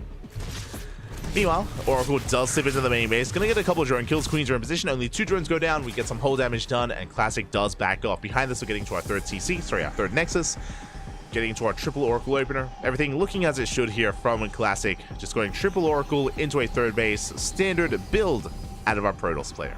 Nothing fancy, nothing crazy out of Classic yet. Meanwhile, likewise, Shin is just happily droning, settling into a 3-base setup. Queens are moving out, and so far everything's, I mean, we're getting into the mid game. We're getting into a standard ZVP. Standard for now. Oracles, they dip in, they get another 2 drones. Not bad, getting a 3rd drone as well. 5 in total. Good damage dealt here by Classic, punishing Shin for avoiding that spore. There's a spore in the main, there's a spore at the natural, no spore here at the 3rd base, and Classic is able to gain some value here. As he's not done, we're following this up with a 3rd Oracle and with 5 Adepts. Again, this is kind of the standard follow-up here. If the Protoss player doesn't lose any Adepts early on, then we can go for a 5 Adept push. 5 Adepts and 2 Oracles. And we're going in between the bases. Can we get some more economic damage done? Can Shin keep up?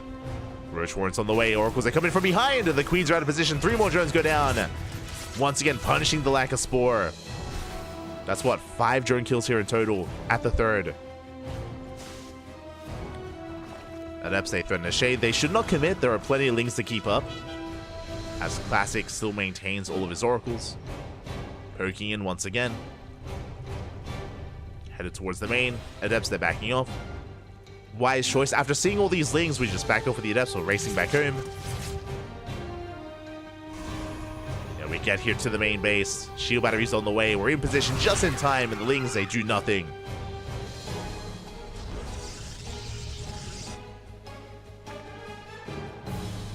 And Shin, are we going for an all-in, by the way? We are! I was curious. Overload speed just finished. Overload speed is done by cutting workers here at 52. It's going to be a 3-base all-in out of Shin. Technically a sub 3-base all-in because Shin has pulled workers. He is not fully saturated here at the natural. Drones aren't going down. Oh, it's massive stasis in the main! Massive stasis trap as well. Shin's economy is in shambles, but we're going all in anyway. We're going, sending everything across the map. Lings, Roaches, Queens, and Ravagers. It's all or nothing here for Shin. And Classic back at home. What do we have to defend?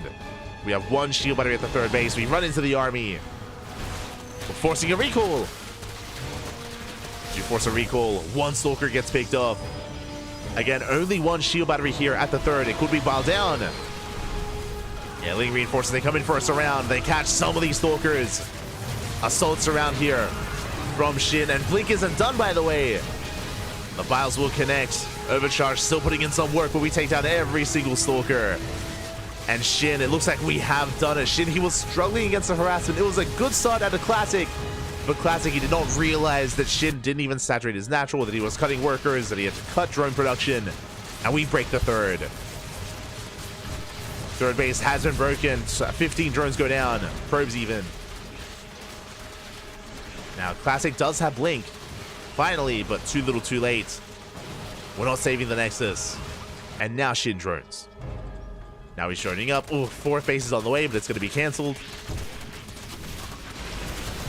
Should be cancelled as Shin is going to be focusing on the natural. That is Nartosis Pylon. Uh-oh. The Oracle. No! Oracle almost gets piled down. Shin going to be pulling back. But again, his reinforcements, they have controlled the 4th base. That's another kill at the 4th. Queens again drops into the main, denying any kind of mining. Classic is down to 1 base economy. Down to 1. That pylon is so vulnerable. There we go. We go for the Biles. The pylon, it's so low. It's so close. What a mass, Pappy. We bust into the base. And the pylon falls. We depower everything at the natural. Probes are going down. GG gets called, and Shin takes game number 1. GG. GG, well played. Again, Classic had an amazing start. He had an amazing start. He was popping off, killing drones left and right with his Oracles, with his Adepts. He was being very careful as well, not losing a single unit. Very impressive harassment there at a Classic, but he did not scout the natural. He did not realize that we were cutting drones, that we weren't fully saturating our bases on three bases. There was no 4th, and that Shin was going for an all-in. In a way, Shin was forced into the all-in, and Classic was just not quite ready for it. Only 1 shield battery at the 3rd base. He was caught on the map as well. That was another big moment, if you remember, is that Classic was in the middle of pushing, and he was forced to recall. He was forced to recall back to the 3rd base. That was just some free hits that his units were taking. And again, Classic was caught with his pants down, and now Shin has a 1-0 lead. Now we're getting into game number 2. Here we go. Game number 2 going to be on site Delta, and we'll see if Classic can bounce back. We shall see.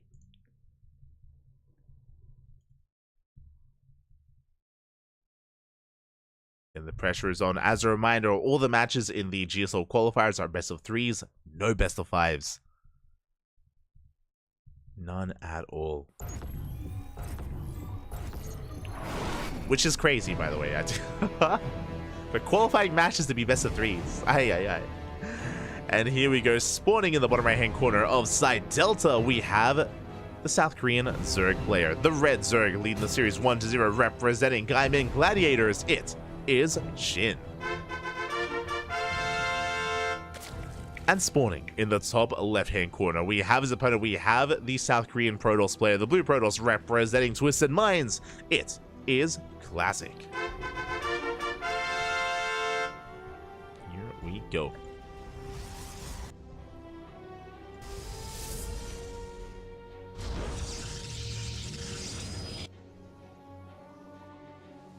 And we'll see if we do divert our course here. I mean, again, I'm sure... I wouldn't be surprised if Classic is a little bit frustrated after that game. Like, again, he played the early game as well as you could have, right? It's like he had such good unit control, such good micro with his oracles, with his adepts. Was just caught out by an all-in, despite doing so well. So we'll see if Classic can time things up. More than anything, it's just going to be about scouting information, about confirming the drone counts at the natural, at the third. Making sure that everything's on the up and up, to be able to react in time.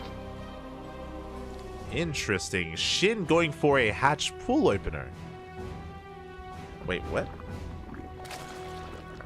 Okay, yeah, Shin going hatch pool gas here instead. Very interesting. This may have been a 14 hatch timing. I think it was actually, because the probe got here as the hatchery was already thrown down. Okay. Shin is going to be settling in. Meanwhile, Classic just going for a gain expanded Cybercore, standard opener out of Classic. Shin just going for a slight variation.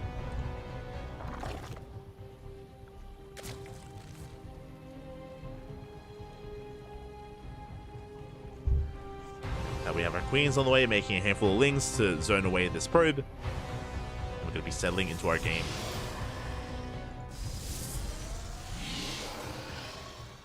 Now, we should be seeing another Stargate opener based on the pylon location. The pylon is closer to the edge here, but my apologies. This is something very different. So I was going to say Stargate opener, and then I was going to talk about how Classic, he rarely, or he did spice things up a lot against Raynor. We saw a lot of Glaive Adept builds against Raynor in the Kung Fu Cup finals. But here we see something different. We're going for a Robo opener. Now, this should be a Disruptor drop based build. This should be Disruptors. But this could also be a bit of a Soul Train. This could be early Immortal production into a slow lot all-in, which we have also seen from Classic. We have seen it, I remember Hero did it against Raynor 2 weeks ago. Going for the Immortal slow lot all-in. Gateways are on the way. And what do you have for us? Classic going for the Prism first, but I imagine we're going to be seeing Immortals thereafter, or do we go for the Bay? We have options. Oh, there we go. Third gateway has been thrown down.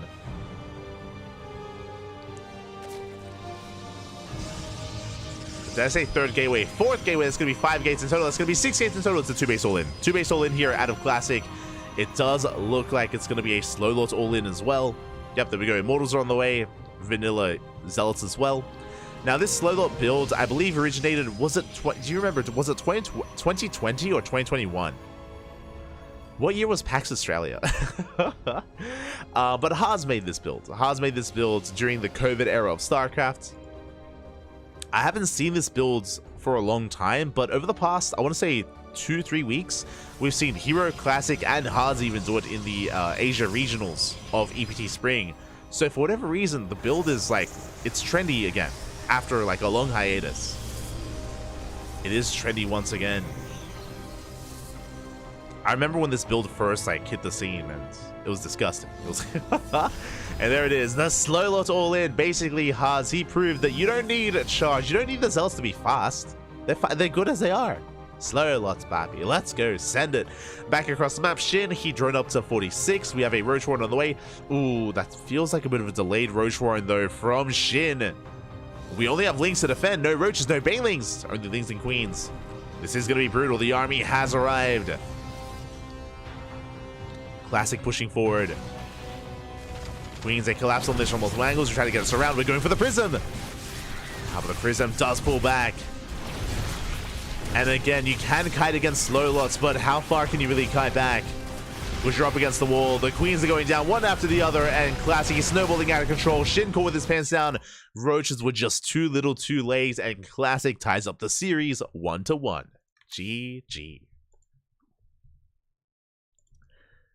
GG, well played. But again, this all in, it's for whatever reason, it's back. It's trendy again. It's within the minds of a lot of Protoss players, especially in South Korea. Hero, Classic, Haas, doing it again. GG. We have an ace match. Let's go. Is this live or a replay? It is a live cast of replays. For those who are maybe unaware, the GSL qualifiers were held last week. They were held last week, but the GSL qualifiers are not broadcasted. They're not broadcasted live. They're never broadcasted live. It's a rarity whenever it happens. I think the last time it happened was like in 2018, maybe 2017, long time ago, back in the day. So the GSL qualifiers are never broadcasted live for the most part, but they have given us access to the replays. So we have the replays available, and we're catching up with the qualifiers before the season of GSL begins. And here we go, the final qualifying match, the final game of the GSL qualifiers. Classic versus Shin, the ace match. Let's go. Parting Soul Train. Yes, when I said Soul Train, I was referring to the Soul Train, which we have also seen pop up from time to time, which is an Immortal Sentry based all-in, but here it's just the Haas Slow Lot all-in. It's a PSA for Protoss players out there. It's, you don't need charge, Bobby. To be fair, if this was scattered ahead of time, if you're able to throw down a Roach Warren earlier, you give up on the third base, you give up on the third, you throw down some Sim City at your natural, and you can defend against it, you can hold, but you do need forewarning. You do need to scatter ahead of time and prepare for said build. I guess because it's been a while since this build has been popular, it's out of the mind of a lot of Zerg players as well. It's not really something that people are looking out for, which is, I guess, why it's a little bit more successful again. You know, the meta does ebb and flow. And if it's done too much, then we're going to be seeing some crisper defenses from Zerg players, I'm sure. Then it's going to fade away again, then come back in a couple of years. But here we go, spawning in the bottom right-hand corner of Oceanborn, we have the South Korean Zerg player. The Red Zerg representing Gaimin Gladiators being forced into the ace match. It is Shin. And spawning in the top left-hand corner, we have his opponent. We have the South Korean Protoss player. The Blue Protoss representing Twisted Minds. It is Classic. We go. Classic able to bring it all back here, taking game number 2, forcing that ace match. And this could go either way. I said this before, but both players, they deserve to be in GSL. Both Classic and Shin. Both deserve to be there, but only one can make it through this season. Only one. I was talking earlier about how Shin, I think it was like last season or the season before that, he didn't even qualify for GSL, which was brutal. Which was brutal for Shin. See if he can bounce back. Likewise, Classic, it's so much more important that he has a deep run as well here. I mean, again, he's been having a harder time in these ESL Open Cups. I say that again, did recently beat Raynor in a best of 5 in Kung Fu Cup. It goes to show that he is very much so in form, can take it to Shin. We'll see where this takes us. See where this does go.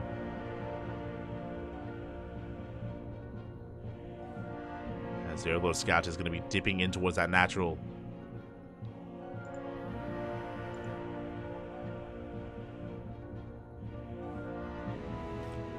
Trying to get a scout off. We do see Shin going for a standard opener. Now, what Classic has just done here is has shown us that he's willing to mix it up. I mean, we already knew that after casting against Raynor, but he is willing to mix it up. It just doesn't have to be a Stargate opener from him. I say that it is going to be a Stargate opener, but Shin is not fully aware.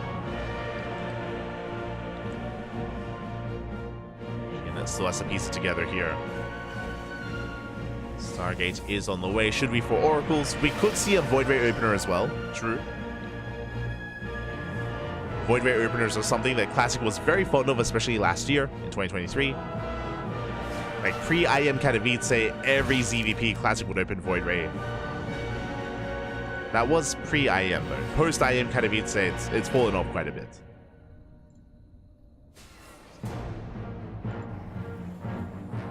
So we're getting to our first unit of choice. It's going to be the Oracle.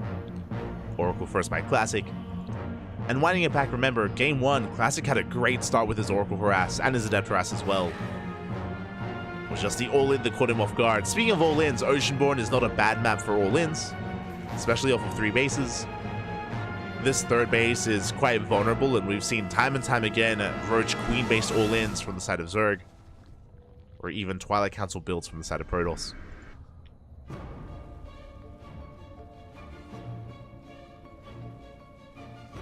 So we'll see how this all does come together.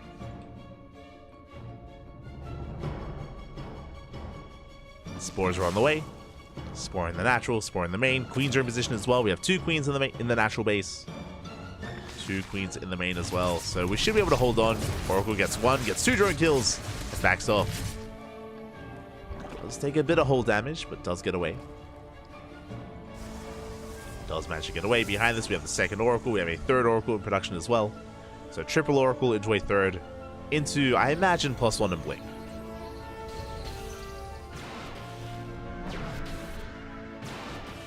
Meanwhile, as the 3rd base is getting up and running, Classic, he can go for an extra warp in of Adepts. Can soon move out with his Adept Force, with those Oracles as well.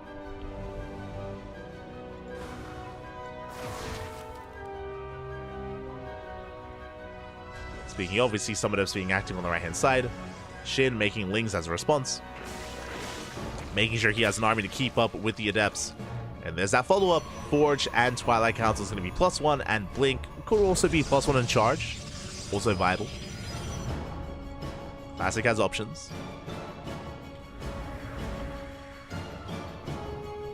So he is going to be moving up with his Oracles. Stays trapped here into the 3rd base. Is going to be shut down. Whew, just in time. With the Oracles, they bust into the natural. Drones are going down. We get 5. We get 6 drone kills. Pretty good damage here from Classic.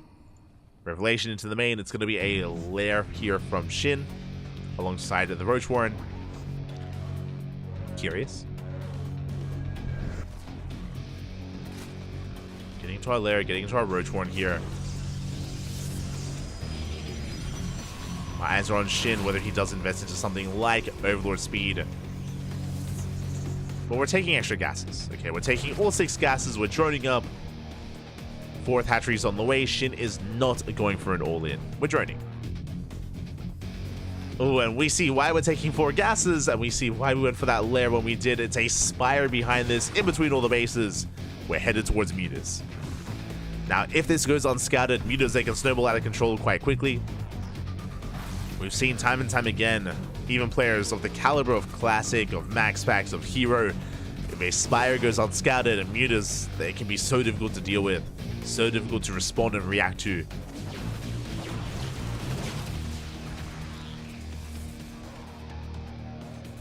Protoss do need to scout it ahead of time. We'll see if Classic can. I mean, he has these 3 Oracles. He's being active. He's moving out. And he did get some revelations in the main and the 3rd, but he has not seen the tech. Not yet. Oracle's peeling off. Spire is almost done. Behind this, we're working towards 2nd Forge and Templar Archives.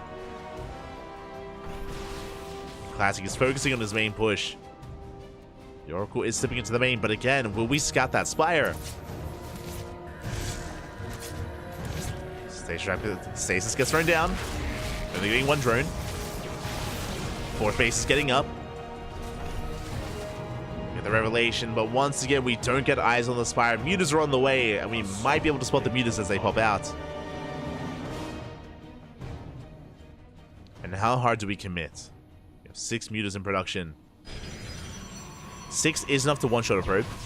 It can one-shot workers.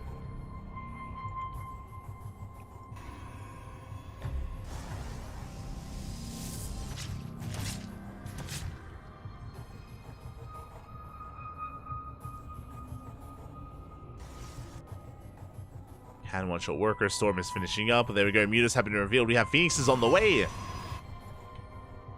Phoenixes, cannon, shield batteries. Classic is getting ready. Stalkers in the main base as well. We're getting in position. Classic is aware. He hasn't had too much time to respond. There we go. Second Stargate gets thrown down. We can see, though, it's only 6 Mutas. What I mean by that is that we're amassing a ground army. Shin, he's maxing out on full base saturation. 71 drones. He's focusing on Ling, Roach, Ravager. The Mutas are forcing a big reaction. Now, we do have some storms. How many High Templar? 4. 4 storms are available. We throw down 2. We graze the army. Lings, they dive on top of it. And the storms are forced out. Archons are morphed in. We shut down the shield battery. We collapse on the Archons. With these Stalkers, can we barely hold on? Archons are going down. And Shin is rallying his reinforcements towards his 4th base. And Classic is getting caught out. We deny the warp in. Just barely. We deny the warp in. We force Classic out of the 4th base. And that's going to be a kill on this Nexus. Nexus is going to be going down. Classic trying to hold on. Blinking to the low ground. A bold move out of Classic. Desperately trying to hold on, but he bleeds out too much. He bleeds out a lot of Stalkers again. I wasn't able to save it. It was a rough decision to make, but Classic bleeds out a lot of Stalkers there trying to save that 4th. And Shinny's going for the kill. Snipes the Immortal. Won't break the 3rd though. Shin has to back off. Classic, he's holding onto his 3rd at least. And Classic did save his workers, is oversaturated. But it's still stuck to 3 Nexi. Shin backing off, and now we're droning. We're droning up, getting up to 80 workers. Droning up to 80, transitioning into Hydras, into Lurkers, into a Hive Tech. Classic leading out to 18 Stalkers there. Ay, ay, ay.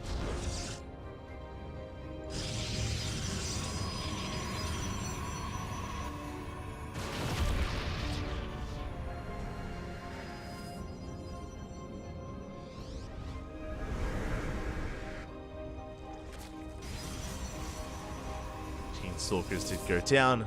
He's going to try to hold on to this 4th. Now, the problem here is that because we lost so many Stalkers, we're stuck at home. Like, Classy, he's stuck at home. He's stuck protecting his 4th base. And this means that Shin is free to tech up. He's free to drone. Hive is on the way. Lurker Den's on the way, as we mentioned. And Shin should be free to get into a Hydra Lurker Viper, which is terrifying. And Classic, this is his only move here. Sky Toss. Fleet Beacon's on the way. He already has a double Stargate. We need to rush into Sky Toss, but this fleet beacon may be too late. Because Shin is going to hit first. He's going to hit first, and he's going to hit hard. Can we hold on? I do appreciate that we're amassing Immortals. That's going to be huge. Immortals can be an answer to a low amount of Lurkers. They can obviously do well against Roaches as well. And we are relying on a Roach-heavy composition. So the composition for Classic's looking solid. He just needs more time to amass a larger army. We have cannons and shield batteries here on the right hand side. We have a handful of cannons and shield batteries towards the left. Roaches, they run into the Immortals. At the same time, we push in on the right hand side. Big stasis on the Lings. Stasis on the Lings. Storm zones away the Roaches. There we go, 9 Lurkers on the way. Go for the Storm of the Roaches. Stasis does catch a good chunk of them. So far, good defense here out of Shin. But remember, this is all before the Lurkers. And the Lurkers, they're coming. That's 14 of them. This is the power spike of Shin. There's a window here where he has mass Lurker and the carrier count is just now starting. The first 2 carriers, they still need time to build up. Meanwhile, Shin... and he's on 5 bases. Rotating around.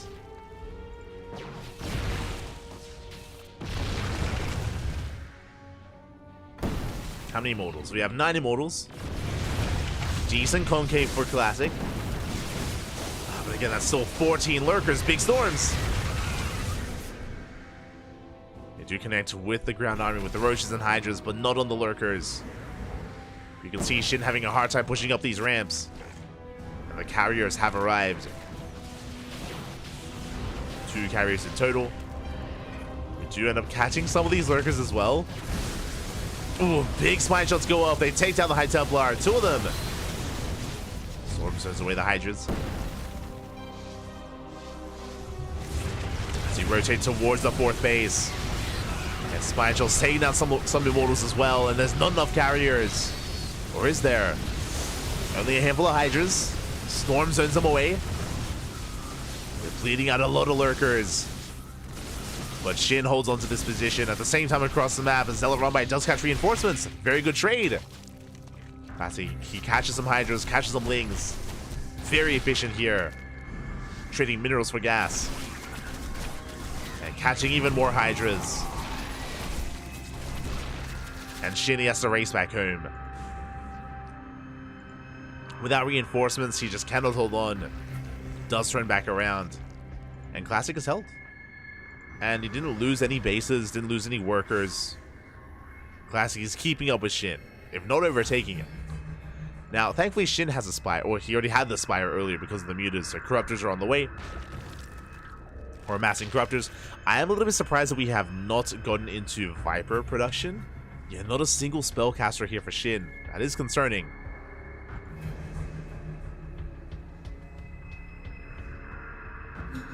Relying on Corruptor Hydra Lurker instead. Meanwhile, Classic's building up. More Immortals are on the way. More carriers. I would like to see some Archons. The problem here is that Classic doesn't know. He hasn't seen the reinforcements. He doesn't know that Corruptors are amassing. If he did, we would see Archons.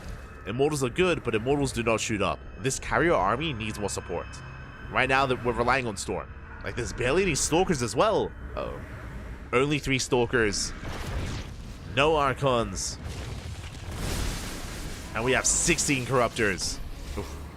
1 High Templar goes down. Revelation on the Lurkers. Corruptors are sharking around as well. And when we engage, we should be able to shut down every single carrier. Big storms! Massive storms on the Lurkers. The Corruptors, they come in from behind. They collapse here on the carriers. And the carriers are going down, one after the other. They should all fall. Those are some nice storms here on the Lurkers. We shut down the army. Again, Classic, he did not know that Corruptors were coming out.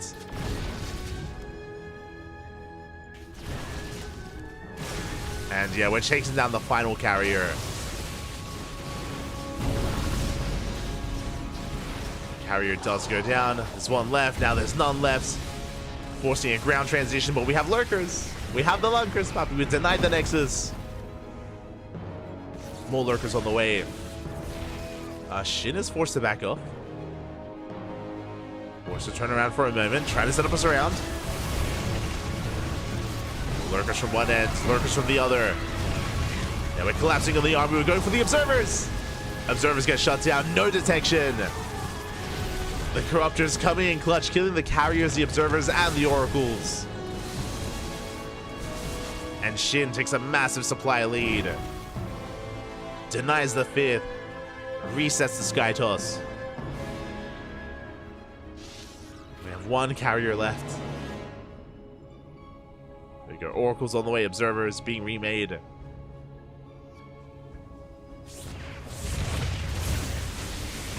Decent stasis here on the Lurkers. And once again, the Corruptors, they go for a dive. The overcharge will keep this carrier alive. Bit of an overextension by Shin. Does overextend with the Corruptors, but the Lurkers, they're gaining ground. They're getting damage done. They're going for the High Templar. No! As I'll say, try to come in from behind. But the Lurkers, yeah, they dominate the ground. They shut down the High Templar.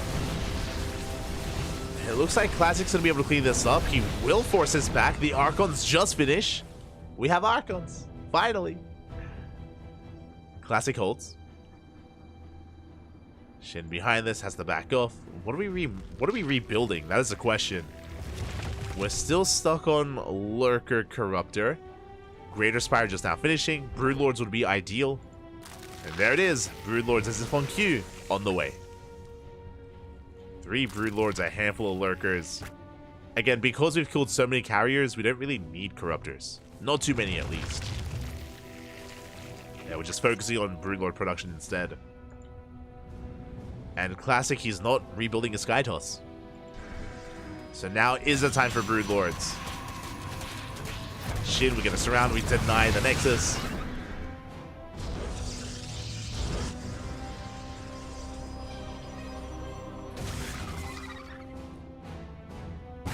Deny that Nexus. Lings are getting caught out at least. Well, very nice storms. We clean up all the Lings. But the main army here for Shin, it is looking superior here.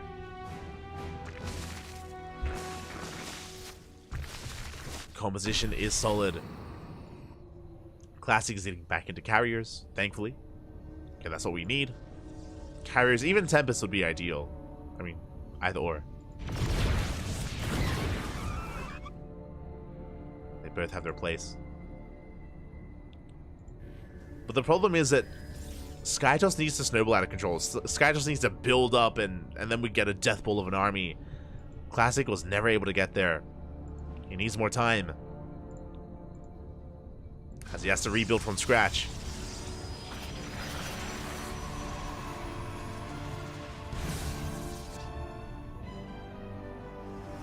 Ruptures the force back.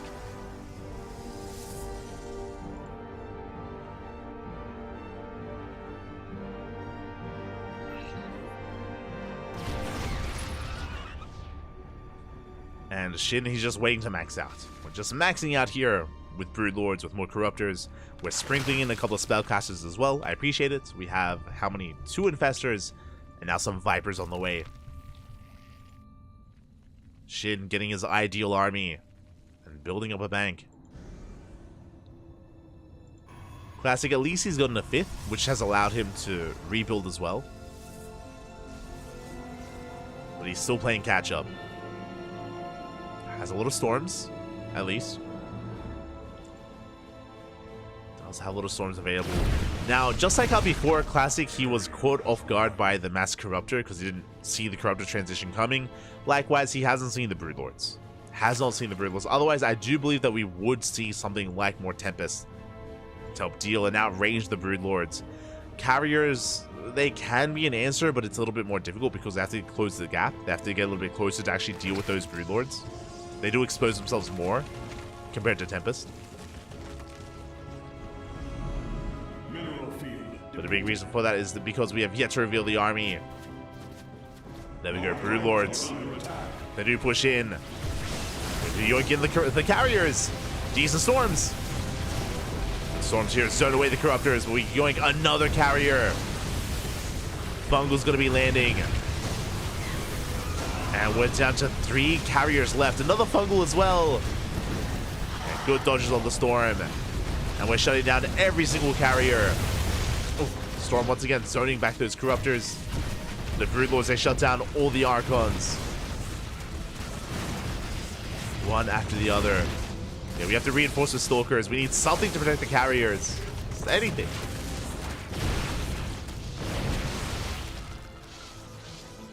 Classic, his army crumbles and we're pushing in once again.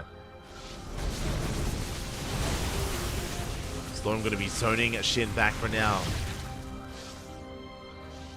Meanwhile, remax on Lings. Lings, I mean, that's a good way to get collapse here on top of those High Templar.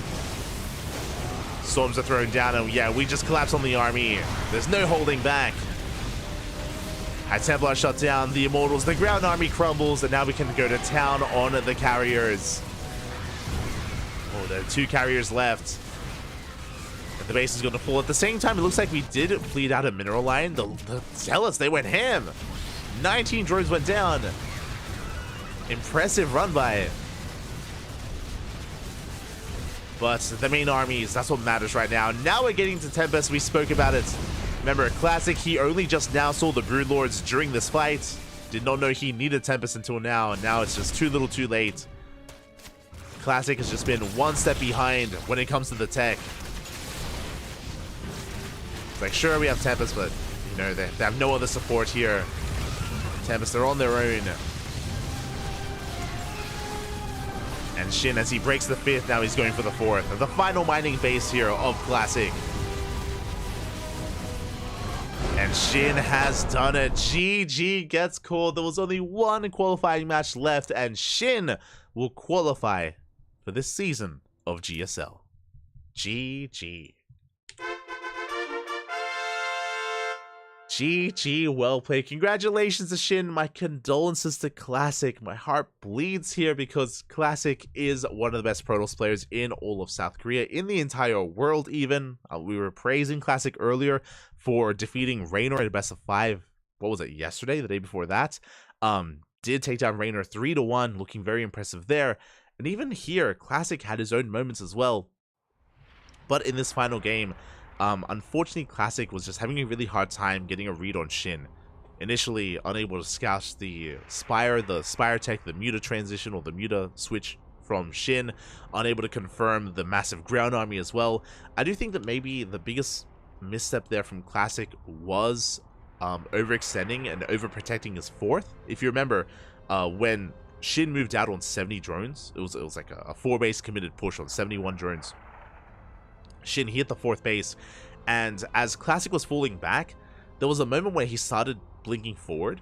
It was crazy. He started blinking forward down to the low ground, trying to save that 4th base, and in doing so, he bled out like an extra 10 Stalkers. It was a lot of Stalker kills when he decided to try and save the 4th, and he wasn't able to.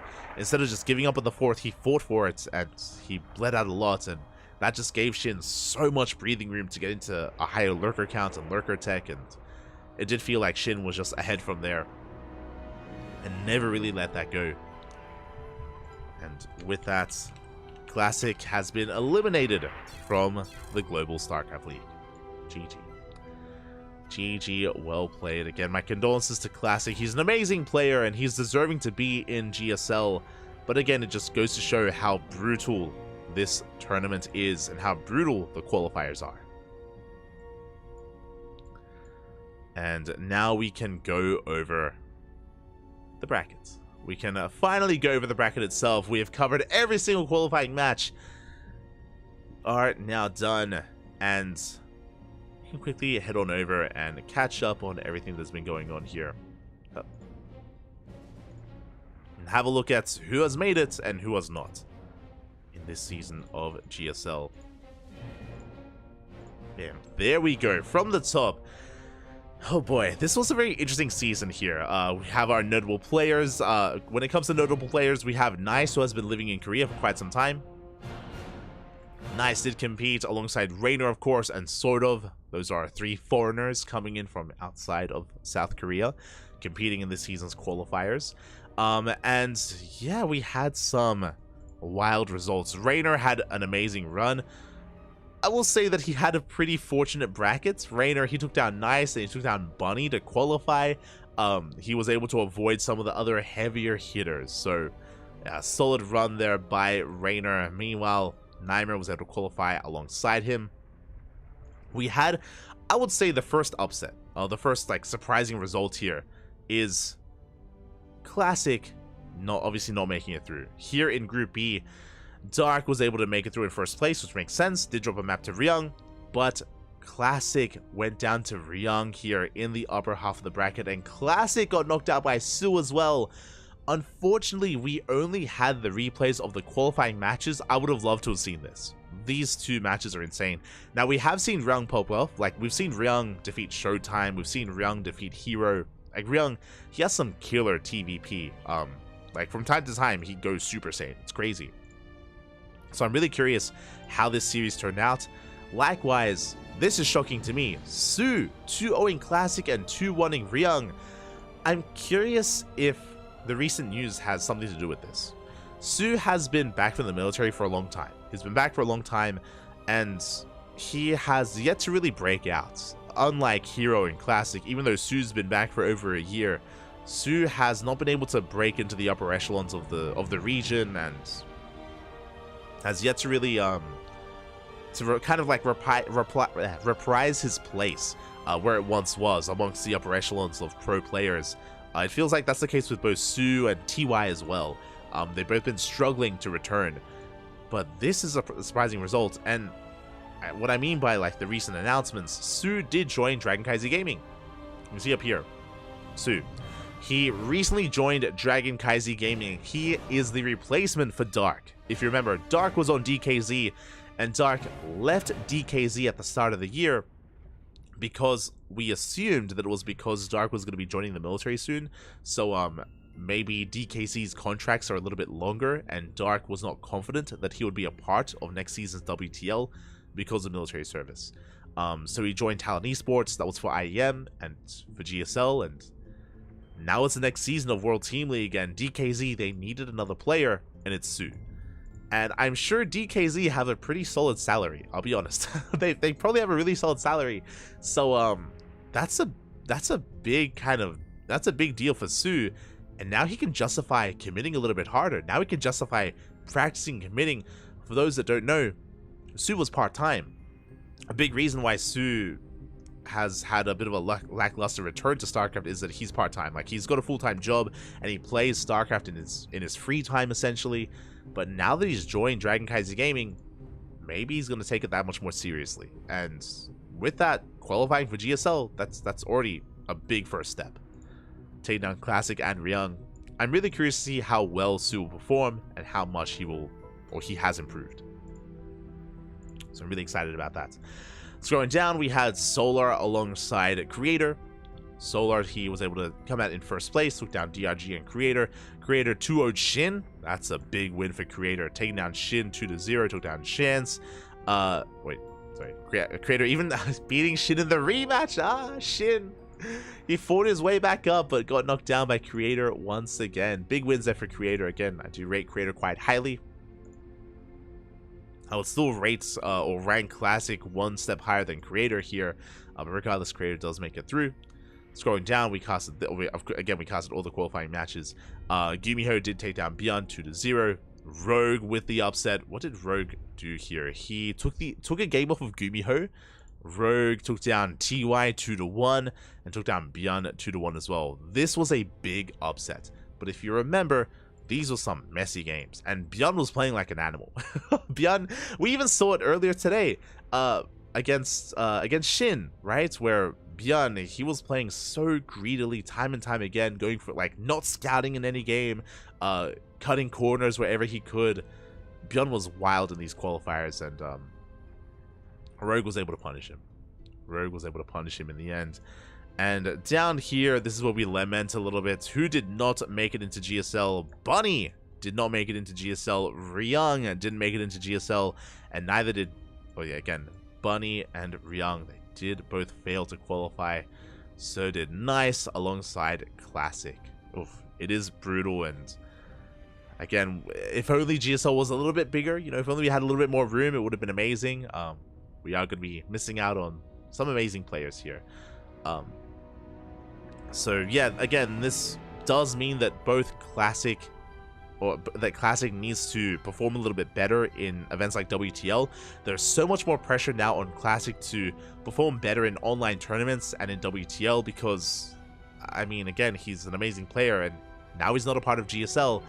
That's a big blow here when it comes to his earnings, when it comes to how he can sustain himself over the next season of StarCraft. So there's a lot more onus on Classic, and I'm sure he's going to be playing in every single ESL Open Cup, and KSL, and Kung Fu Cup, and WTL, of course.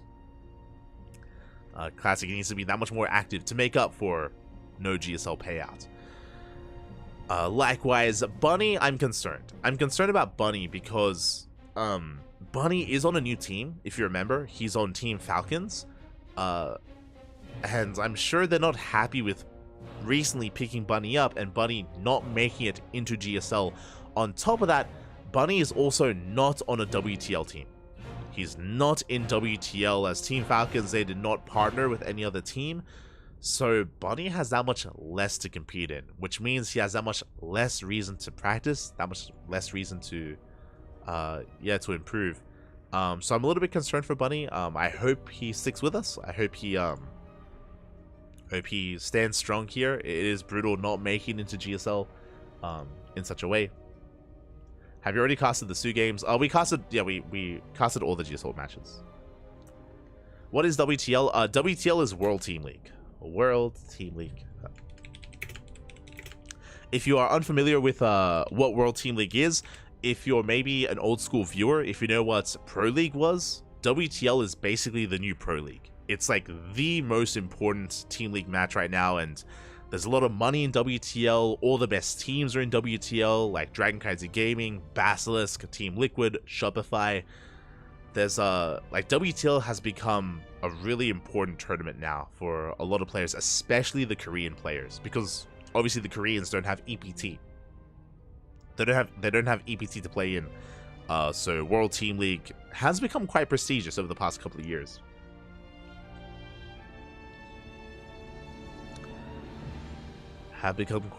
So yeah, unfortunately, again, Bunny is not a part of that because Team Falcons don't have a team for WTL.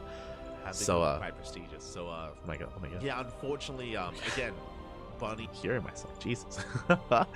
So yeah, that's gonna be huge. Speaking of, we have a little bit of time to go over some of tonight's broadcasts. We're wrapping up with the GSL qualifiers. We just casted every single qualifying match, and in 30 minutes, in half an hour, day 1 of this season of WTL is here. And I actually haven't really paid attention to I actually haven't really looked at the matchups, so let's have a look. So in 30 minutes, we were just talking about WTL. WTL begins. Code S for World Team League begins in 30 minutes. This is the lineup. We have Team Vitality, which is Maru, Ryung, and Solar, basically ex onside. Shopify, Team Liquid, Starlight Twinkle, Offside Esports. We have Platinum Heroes plus R8. That is basically Platinum Heroes plus Kellizer. Kellizer is on R8. We have Twisted Fairy, Mystery Gaming, Basilisk plus Showtime. I found it very funny that this is proper, where it's Platinum Heroes plus R8, like the teams have joined forces. Here, this should be Big Basilisk. Showtime is on Berlin International Gaming. He's on Team Big. So this should be Basilisk plus Big, but it's Basilisk plus Showtime for some reason. It's they're excluding the team, which is weird. It's a bit odd. But regardless, this is huge. Basilisk, I'll be honest, they're a good team, that is true. But Basilisk, their weakest link has always been Trigger. I think even Trigger would say that. Trigger, he has always been the weakest link of Basilisk. Showtime is a big addition for Basilisk, and Showtime competing alongside Rainer and Cyril, that is a team.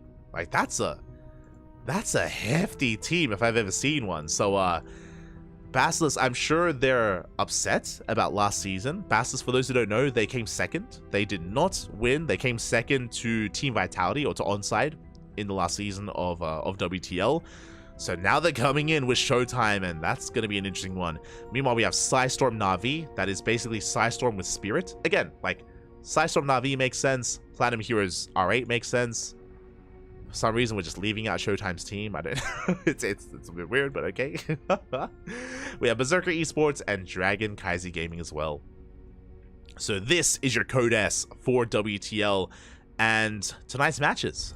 Let's quickly over them. We have Vitality versus CranKy Gaming. Ooh, a big lineup here. We have Maru versus Jeshi, Solar versus Oliveira, and Ryung versus Hero. Now, what's interesting about this lineup, I was just talking about how Su qualified for GSL. We just saw that. He qualified for GSL. Su just joined DKZ. Su's not here. That's a bit weird.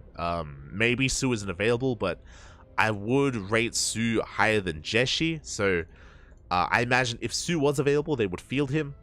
For whatever reason, Su isn't here. So DKZ, they have a bit of a weaker lineup as a result. In general, CranKy Gaming, they are a big team. They are, what is it, like a 4-time WTL winner? Like they've won WTL four seasons in a row before the last couple of seasons.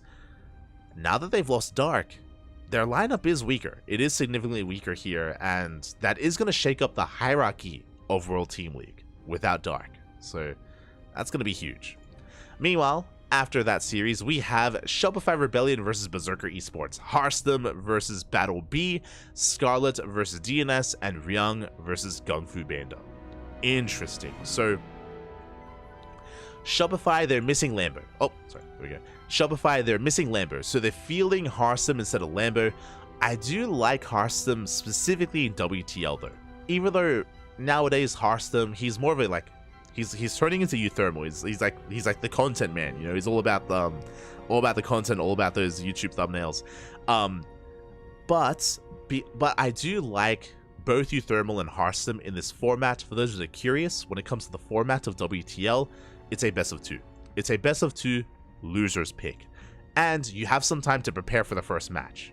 So Hearthstone, Scarlet, Beyond, their opponents as well, they have time and they have been preparing specifically for their opponents and specifically for this starting match.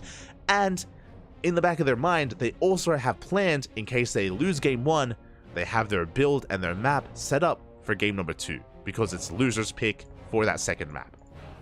So because of that, preparation is a big factor in WTL. Like, bigger that this is why, if you've watched WTL before, there's a lot of upsets. We've seen Firefly take down Serral. We've seen, I think, Jeshi take down Clem.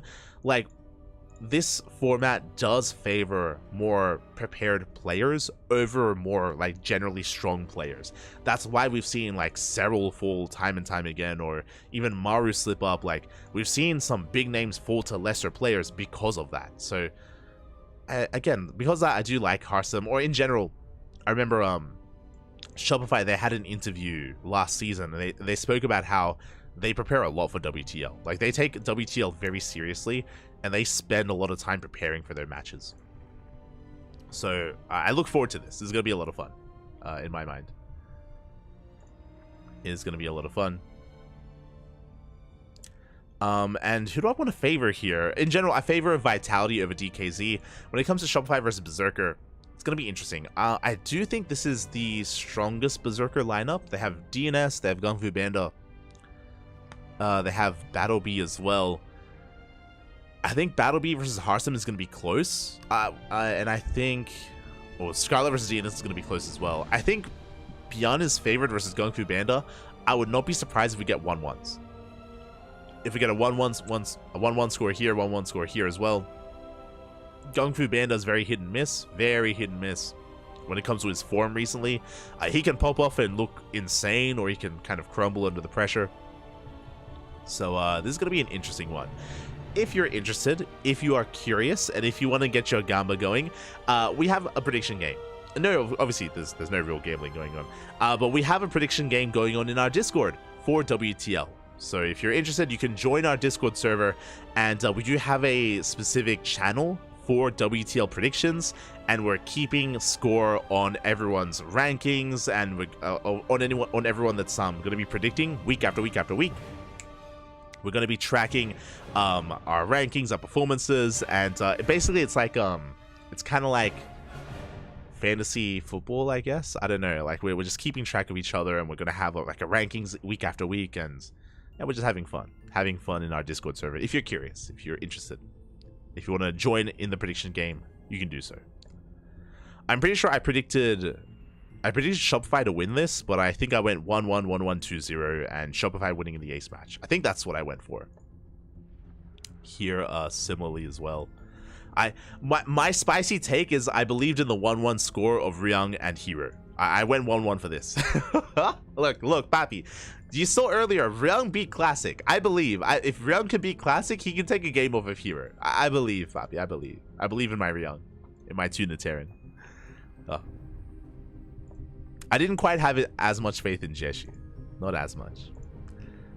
But yeah, if you're interested, exclamation mark Discord in the chat.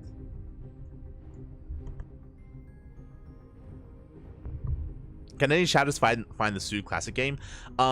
Means Horn, I mentioned before that only the qualifying matches were handed out.